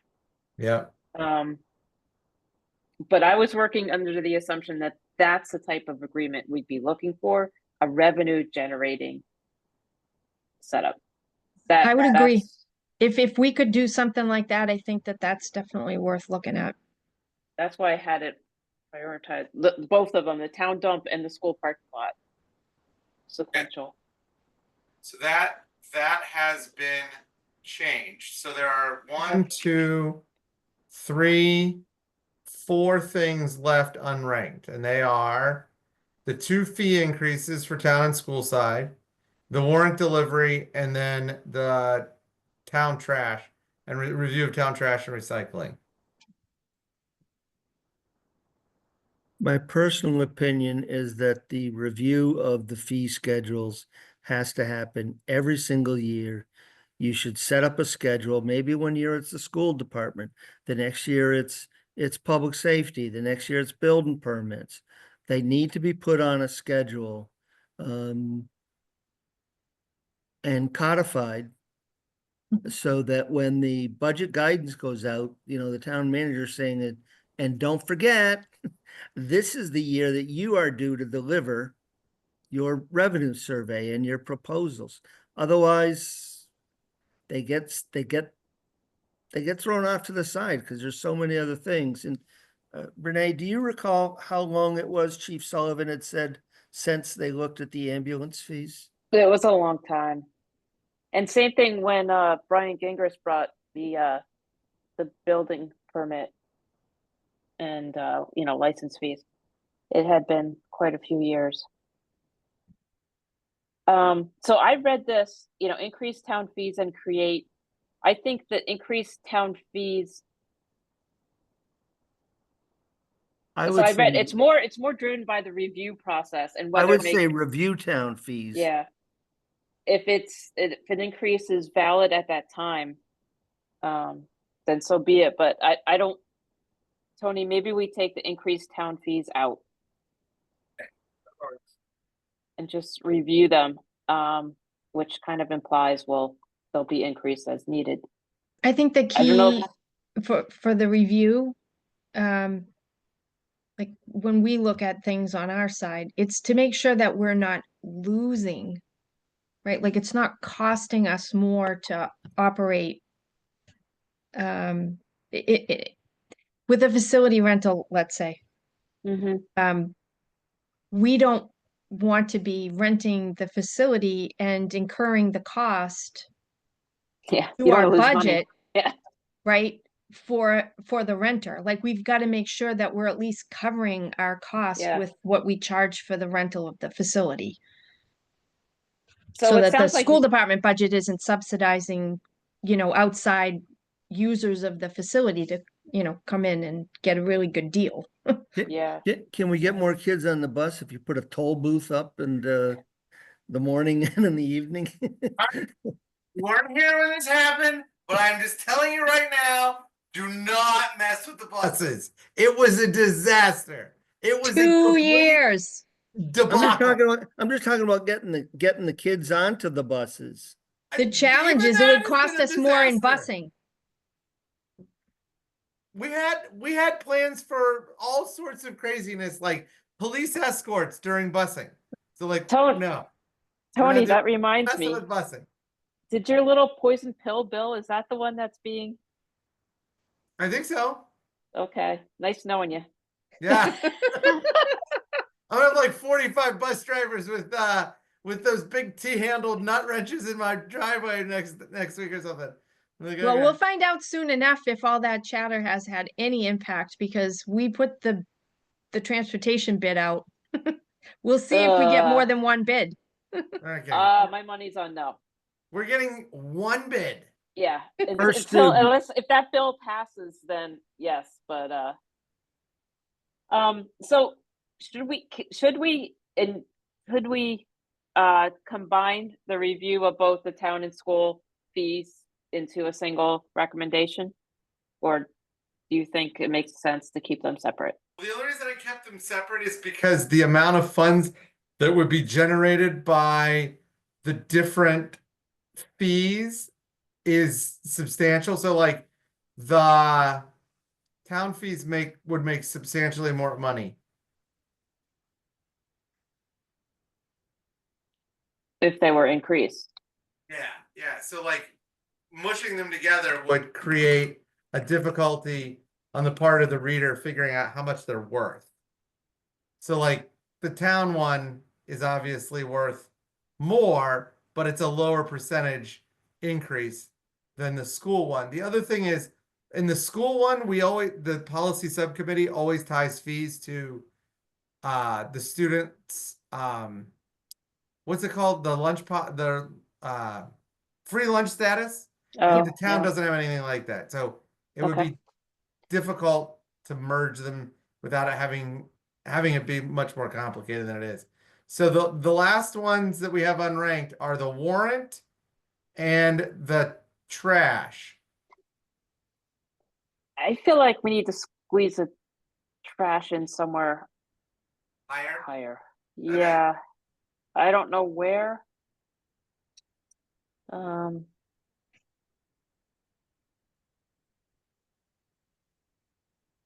After the healthcare plans.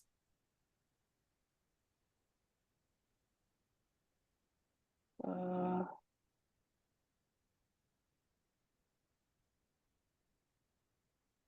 I don't know. Or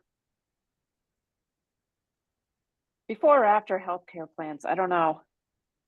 What do you guys think? I'd say right before, after the chapter 90. Yeah, if it's before the healthcare plan, it's after chapter 90. Yeah, or it could go before chapter 90. I mean, it would have a bigger return, potential return than chapter 90, I believe, All right. right? Because we're just talking about there's like about 6 miles of roads maybe, and I don't know what the calculation is, but that's just me talking. Carter, how much do you think this is worth if the town votes to get rid of recycling? I don't know, Izzy, were you able to find that number? The recycling itself is 250,000. But then how do we recycle? What's the option? What's the You don't, alternative? you go out of business. They buy bags and throw everything away. No, I mean, it is a option. I'm not saying it's the right option Yeah. for Lunenburg. But going out of business is an option, and it's one of the few options where you can go out of the business, and there are multiple people in the private sector who would pick your business up. Harvey is still in town. They don't have the town contract anymore. Oh but yeah, they- we have Harvey here in the Woodlands. Yeah. Yeah. Casella's there, Shaw's there, Waste Management's there. You have multiple vendors in town now. It's not very green of me, but like, why is the town paying for this? Because the cost you would have to charge on the pay-as-you-throw program would have to go up to cover it. And it's a service. See, it comes down to are residents going to want to give up that service and take it on their own to find it and handle it and manage it. It's, if you don't want to pay, okay, then you give up services. If you want to keep the services, then you're going to have to pay. And that's true of all services, right? At the end of the day, you find some more revenue, you find a way to save some money, or you find some modest improvements in workflow. I mean, there's only so many things you can do. Yeah. Now, Izzy did put in the budget a new printing press, but the feds told me I had to take it out. They won't let him print those $100 bills like he wanted to. Just plant some money trees. Funny Yeah, enough, it's a I movie once on had a that. client They who stole rejected it Treasury when I plate. wanted to put my face on them. We do have a couple money trees over in the school department office. I know. I'm Unfortunately, gonna find they that were movie planted and in I'm gonna find that movie and 2006 send the time. link out to everybody. There's a money tree on the way up to Carter's office too. No joke. It's right in the hallway there.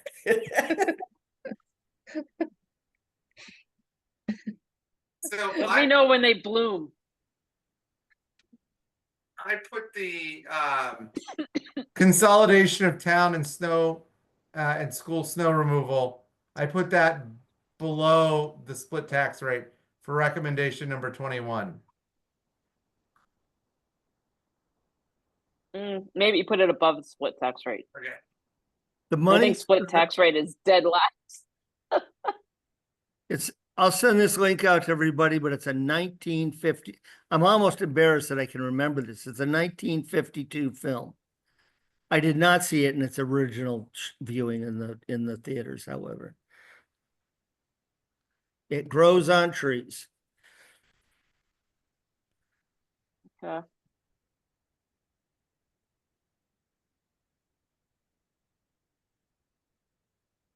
Love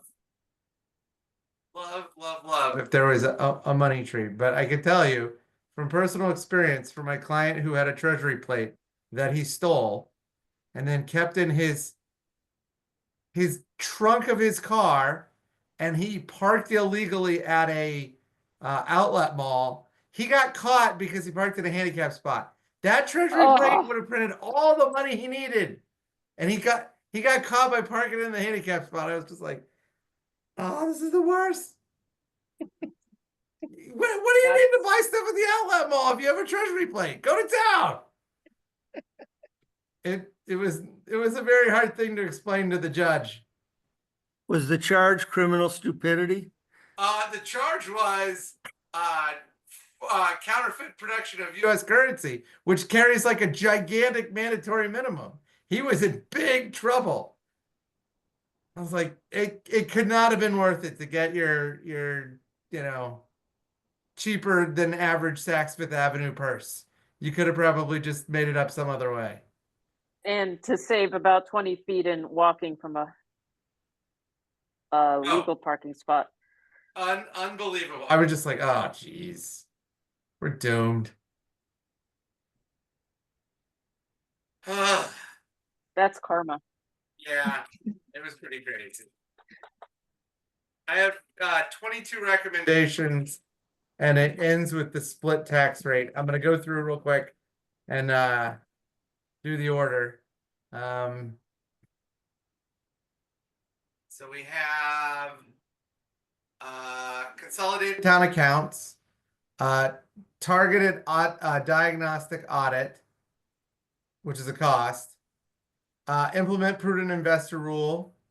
Number 4 is review viability of CPA. Number 5 is the green grants for the HVAC. Number 6 is lease on Old Town Dump for solar. Number 7 is the parallel one for school solar lot. Number 8 is the Brooks House lease. Number 9 is the review town and trash recycling program.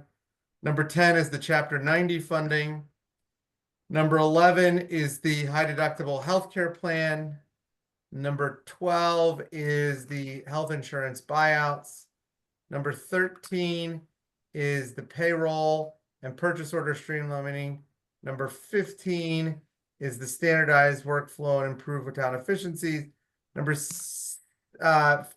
14. Number 15 is the solar contract, review solar contract for the school. Number 16 is the create regular review process for school fees. Number 17 is the same thing for the town. Number 18 is changing the warrant delivery method. And then 19 is the school consolidate town and school snow removal. And then 20 is the split tax rate. So we have 20, not 21. Nice. Tony, 16 and 17 have the same title. They both say school fees. 16, Okay. 17. Yeah. Thank you. All right. I think that's it. I have to fill in these last two using the same format, but I can do that because we've moved everything around a bunch. But I do have one question. We have had a very nice bump in free cash this year. I think I notified the board of that. If there's a year in which to ask for money to do some sort of targeted diagnostic audit. I think this is it because of the amount of free cash we're staring down. I'm not sure, frankly, what to target that at. I don't have enough real knowledge, and I'm not sure how to really guesstimate. I mean, it would be a total wag. I couldn't even get it down to a swag number, but how can we get a number around that as we start to draw together the annual town meeting warrant?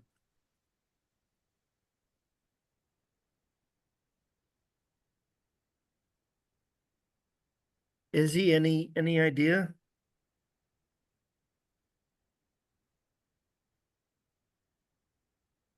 I could do some research. I could probably find some numbers, to be honest. I don't think that's really particularly hard to find. We could also Okay. put out not a hard RFP, but maybe an RFQ to get some numbers. And then use those for the budget, making it clear that this, the award of a contract would be subject to appropriation? Yes, so it'd be more just to, you put out an RFQ to get the numbers from various firms in line, and you just put in the, the language in the RFQ that's subject to appropriation at town meeting, correct? Would it be targeted at some specific accounts that were identified when you and Renee went through the revenues? I'd have to take a look, but yeah, we could absolutely do that. Okay, Well, where's the memo that Dr. Gilson and Ezzy? Oh, I had it open. No, I don't. Does anybody have it open? It was last meeting, right?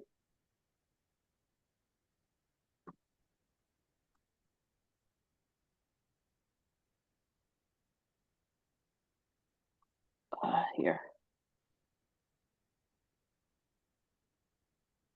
Staffing, technology, payment timelines, process mapping, interdepartmental communication.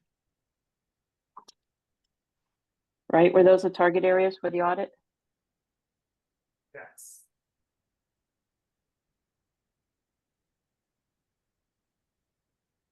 I don't know if that memo could be used in an RFQ, get an idea, or if you had to be more specific, like Carter said, with specific accounts. For RFQ, we keep it more broad. When you put out the actual RFP for the proposals to come in, you'd have to target what accounts, exactly where to look for. But for the RFQ, you would keep that more open. And it's just a solicitation for the cost.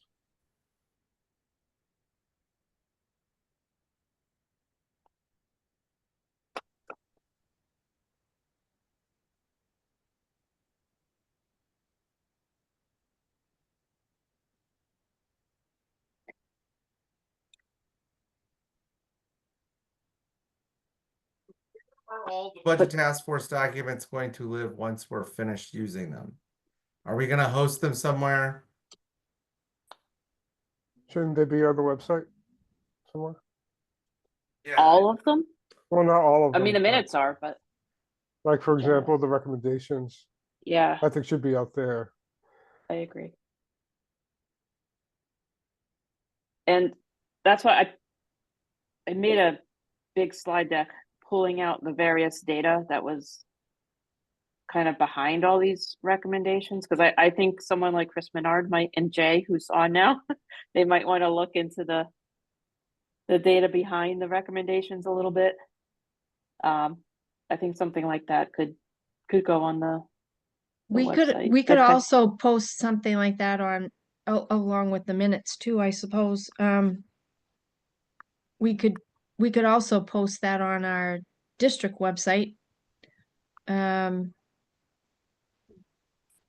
Maybe affiliated with the business office page. Okay. I think we have a budget task force site. If I remember. I think Kara created one. Because the charter was put there. I think the membership was put there. It's probably out of date now.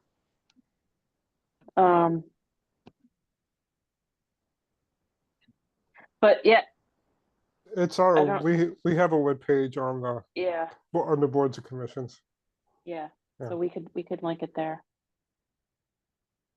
I think we just have to send it to Cara, right, Carter? And she Yep. can put it up. Exactly.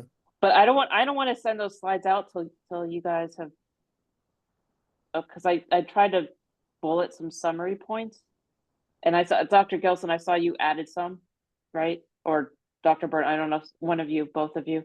Thank you. So I pasted them onto the copy I have in PowerPoint, because the Google, when I open it in the Google Drive, it's weird. Mm-hmm. Like the formatting's all screwy. But Ezzy, well, before I ask you, Tony, do we need anything more in the executive summary document, the Word document, do you think? I got Okay. a couple things to fill in because we've created new categories, but I think everything is done. Tony, I think you did fantastic. I think it's awesome. The way you I pulled it hope it's together. useful. I think it is extremely useful. But not that I'm biased. Ezzy, the miscellaneous non-recurring, you sent a spreadsheet out, but I don't understand it. Like, does that explain where these monies are? So on the spreadsheet, it's more of information for the committee because the comments for the $300,000 missing. Mm-hmm. If you look in 2012, you'll see a premium sale on bands for 157,000, and there's also a supplemental tax for new construction that happened to be the same year. So that brought Okay, up the hold on. miscellaneous non-recurring up. That's at 300,000, but in the subsequent year, that's just not there. So that's where the drop off is. In 2012? Yeah. Oh, getting all these pop-ups.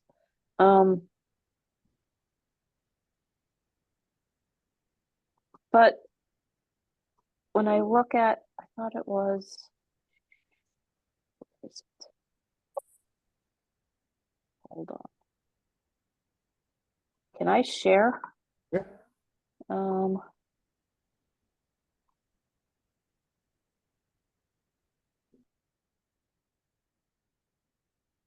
Wait, who's the host? Tony's Host the disabled. host. Tony, you disabled my screen sharing. See. There we go. Okay, thank you.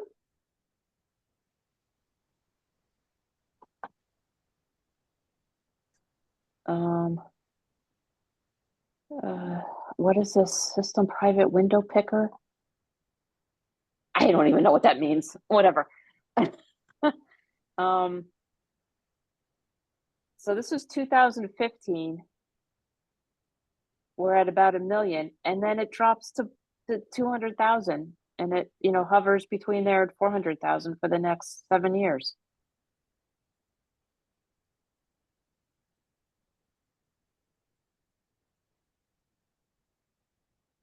So 2012, we're still up here.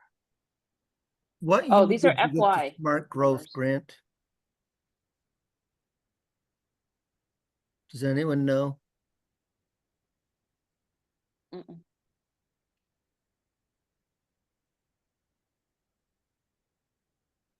So you're looking at 2015?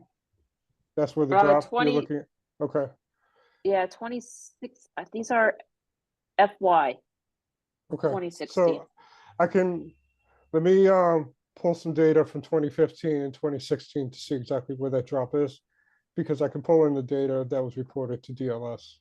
Specifically, Okay. that's where these numbers Okay. would come from. The ones I was looking at specifically was the sale on bonds in 2012. Okay. But there are other categories that goes in there when you're doing the reporting to DLS. Okay. But let me look at 2015, 16. I'll definitely get back to you. Okay. I'll do that Okay. tomorrow. All right. So FY 2016 is really calendar year 2015 for the most part, right? Starts in July of 2015. Well, it's split, yeah. Yeah, It's half and half, yeah. yeah. Um, yeah, and it stayed, I have no idea. And then I think the other one that popped up as he was the Medicaid reimbursement, maybe? Did we see that one was reduced a little bit? I don't have a separate chart for that, but it's buried in the DLS chart. Could you send me that one slide separately? And Mhm. also when you, the Medicaid Y- piece as well? Yeah, so that one way I'm not there- so sure. I think I have that. I think that popped up in a spread. I'll pull it out of DLS.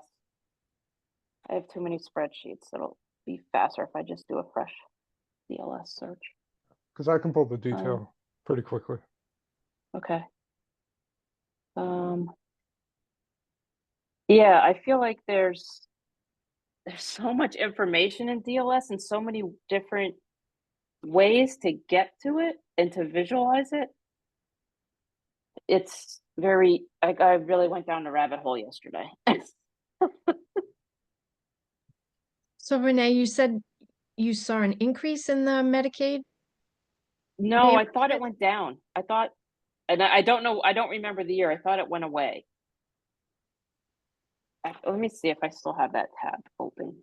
I was doing, I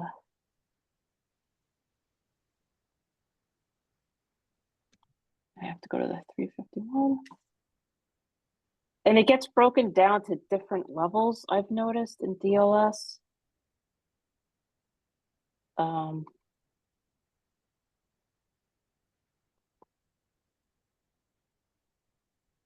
Let's see.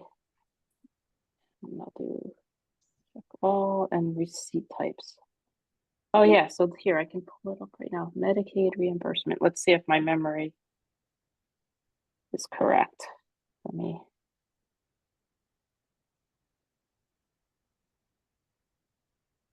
All right, so here's Medicaid reimbursement. It went to 0.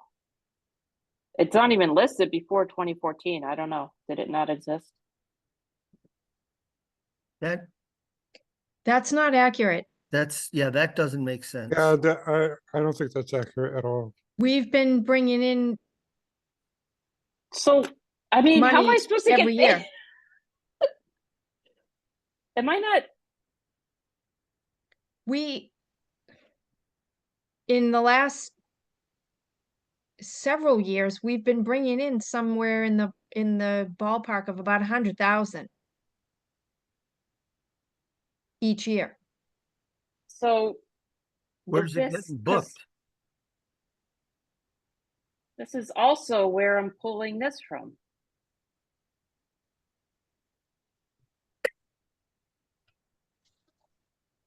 Is this, is this bad data? Am I not looking in the right place or doing the right, I mean,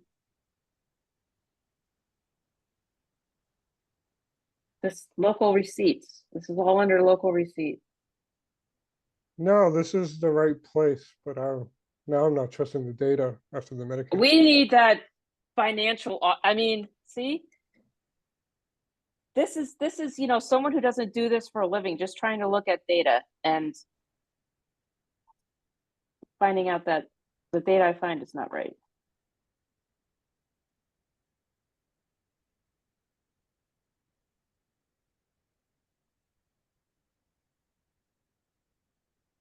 Because even before here, look, it's like,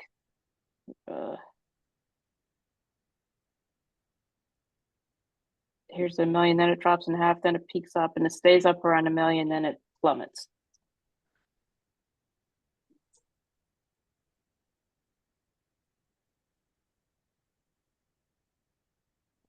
So this is like Okay. how I got, you know, most of the data on these slides. All of this, you know, ranking towns.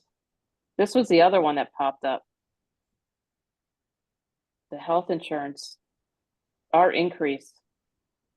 We're way I up there can as a tell you that percent. we had we had an email in October to be sure that everybody knew to anticipate the release of the funds for the Medicaid claiming. So I'm not sure that we get those, I want to say quarterly. So I'm not sure what's happening with that data, but that's not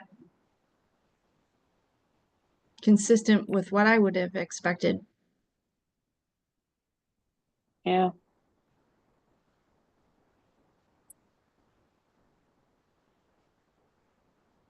Yeah, that doesn't make any sense at all.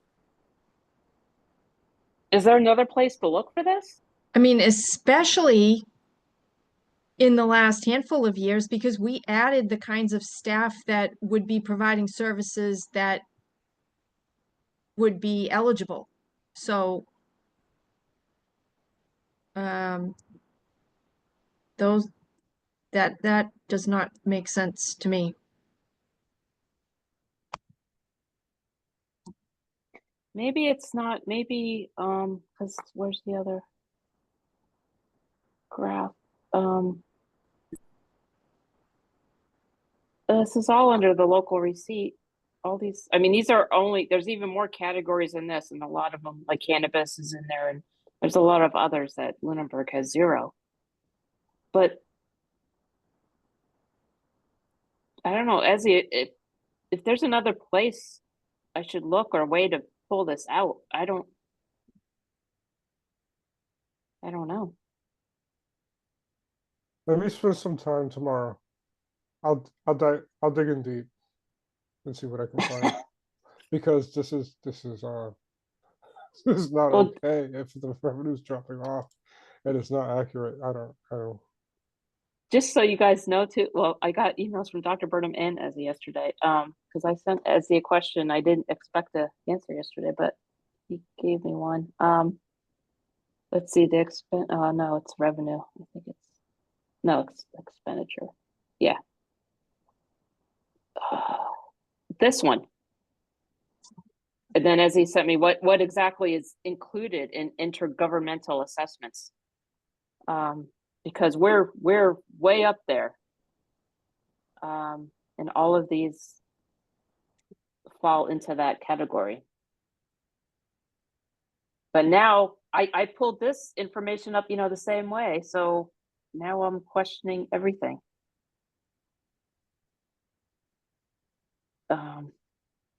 Yeah.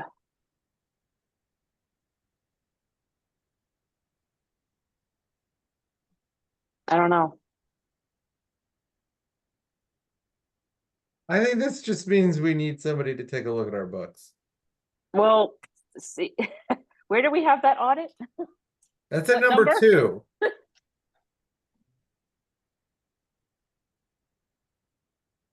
All right, I think we are set. We have everything ranked. I will fill in the missing stuff because we moved things around and created a couple new categories. When is the presentation at the select board tomorrow? It's early up. Let me get the agenda open, Tony.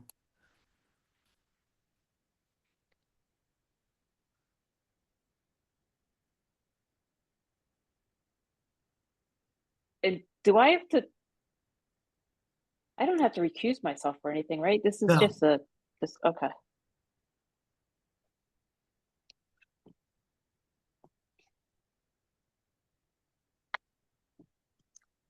Almost there, folks. Tony, you won't be there Thursday, right? I'm doing basketball coaching. practice for 4th graders. That sounds like fun. I started I have playing when I was in something every 5th night grade. this week. Yeah. So do we. Yeah. It's stirred up. There's a real quick introduction of the new Council on Aging Director, John Petron's 10-15 minutes on the Town Manager Screening Committee. And then we can ask the chair to flip you, Tony, with Okay. the FY24 year end. So So if I I get mean- there at like 7 o'clock, I should be fine. Oh, start at golly, 7, if you yeah. get there, if you get there at 7:15, 7:20, Yeah. you'll be fine. Okay, good. Yeah. That works. So how do you want to do this, Tony? What's up? Because I'll, unless Ezzy wants to do it, but present to FinCom on Thursday, the same update. We can send them the document ahead of time, right? Yeah, I'll get this done either tonight, depending on the status of showers, and or tomorrow morning. I'll have it before noon for sure. Okay. I mean, I can talk to FinCom. I'm gonna be at the meeting anyway. Okay. I mean, I was planning on going to Ezzy, so I'll be there. Okay, Um, we can just do it together then if Tony can't be there. This should be fine. Okay. And we should send it to Chris Menard too, Tony. Okay, I will. Does he have the same? Um, Does he have a Lunenburg email address? He does, Okay. Lunenburg Gov, yeah. Okay. And what do you guys want me to do with the PowerPoint? Do you want me to sit on it until you can look at this? I mean, most of it I pulled from, Yeah. previous meetings, including Dr. Gilson's presentation. So if you agree with the summary slides, like the section breaks, I think. Yeah, I don't typically use a PowerPoint when I talk, so No, I just wanted, I don't plan on pulling it up. FinCom, I think, might ask the okay. question. All right, that You makes know, sense. I just want to have the data available and I want them to have it. Okay. I don't think select board will get, who knows? I'm not going to say anything. I'm happy to answer all the questions and be like, I have no idea. So I'm gonna throw a wrinkle into this whole situation, because I know that Tony, you were really excited that tonight was the last meeting. But there'll be minutes from tonight's meeting, there'll be minutes from tomorrow's joint meeting, and there'll be minutes from Thursday's joint meeting. Only if we have a quorum. Then it won't be a joint. We post it as a joint in case there's a quorum. So no one else go. How many- I'm not revisiting this issue from the master planning. Carter, can I stay home? The select board could provide you, Tony, with their minutes and you can cut and paste out of that. And the finance committee could do the same. Okay. So But there, we'll still have There. to convene I'm- to approve the minutes, correct? well, I earned 2 out of the 3 shirts. I can't get all 3. That's fine. If it's like But 5 that could minutes, be, it's fine. yeah, that could be a quick. Yeah. All right. Is there So are anything you guys else? okay if I send the slides to Yeah. Chris? If you want to look at it tomorrow, let me know. Okay. Make sure I didn't make any mistakes or, well, yeah. And I'll wait and I'll send them out to Chris, after select board tomorrow, probably. So thought on Mhm. me submitting a revised agenda for Thursday night that includes approval of minutes. So before we adjourn after our update, we could just vote the Or minutes. Tuesday's minutes. Yeah, we could do that. We can't vote on Thursday's minutes or none. Right. There probably won't be minutes from Tuesday's meeting yet, unless you write them. I can tell you there won't I'll be write select them. board minute. Okay, because there won't be select board minutes. Because for us, I just have to capture the general gist of the Yeah. presentation. Yeah. Yeah, She's trying to make sure she doesn't have to write it on her whiteboard, that's fine. How Well, I about guess the- will we have a quorum Thursday? Who's going?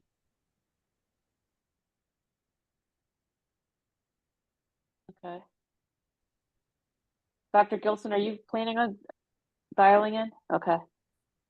So I- we will have a quorum. I don't know if we lost Carter. I don't know if he's going Thursday. Yeah. I think he may because we're going over, started the budget process. Oh. I then he can't, I better, don't want to yeah. speak for him since you signed Okay. up, but he Yeah. may be there. Okay. Yeah. All right. That sounds good. I see a light at the end of the tunnel. Yeah, I think we're almost done. Anything else we need to talk about? Any public comments? No public comments, then I I'll think we're just say adjourned. publicly, thank you, Tony, thank you, Renee. everybody.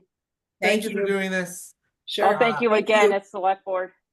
Yeah, I'm just super glad somebody took the initiative because I think that like this was really needed. And hopefully by doing it in a different format than the other towns, we can actually have an impact. We'll see, I think it's gonna be a bumpy road. You know what, Some of though? these are just like no brainers, right? I Like, think we gotta do- have Yeah. hard, substantial things Yeah. to base upon and move forward.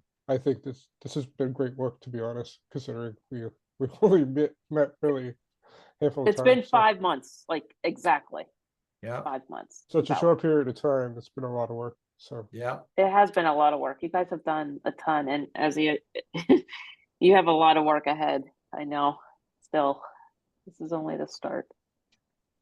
Well, But there's anyway, a thank you very, guys. very abbreviated version of minutes. I'll have to throw in the time we adjourn. But they're in the folder. So I can amend tomorrow night's, revise tomorrow night's agenda to include approval of minutes, and we can approve minutes Sure. from this evening if you would Sounds like. good.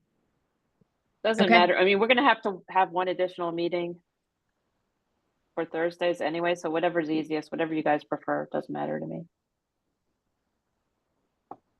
All right. Well, we'll talk about it. See you guys tomorrow. Yeah, see you all. Have a good night. Good night. Good Right. night. Bye.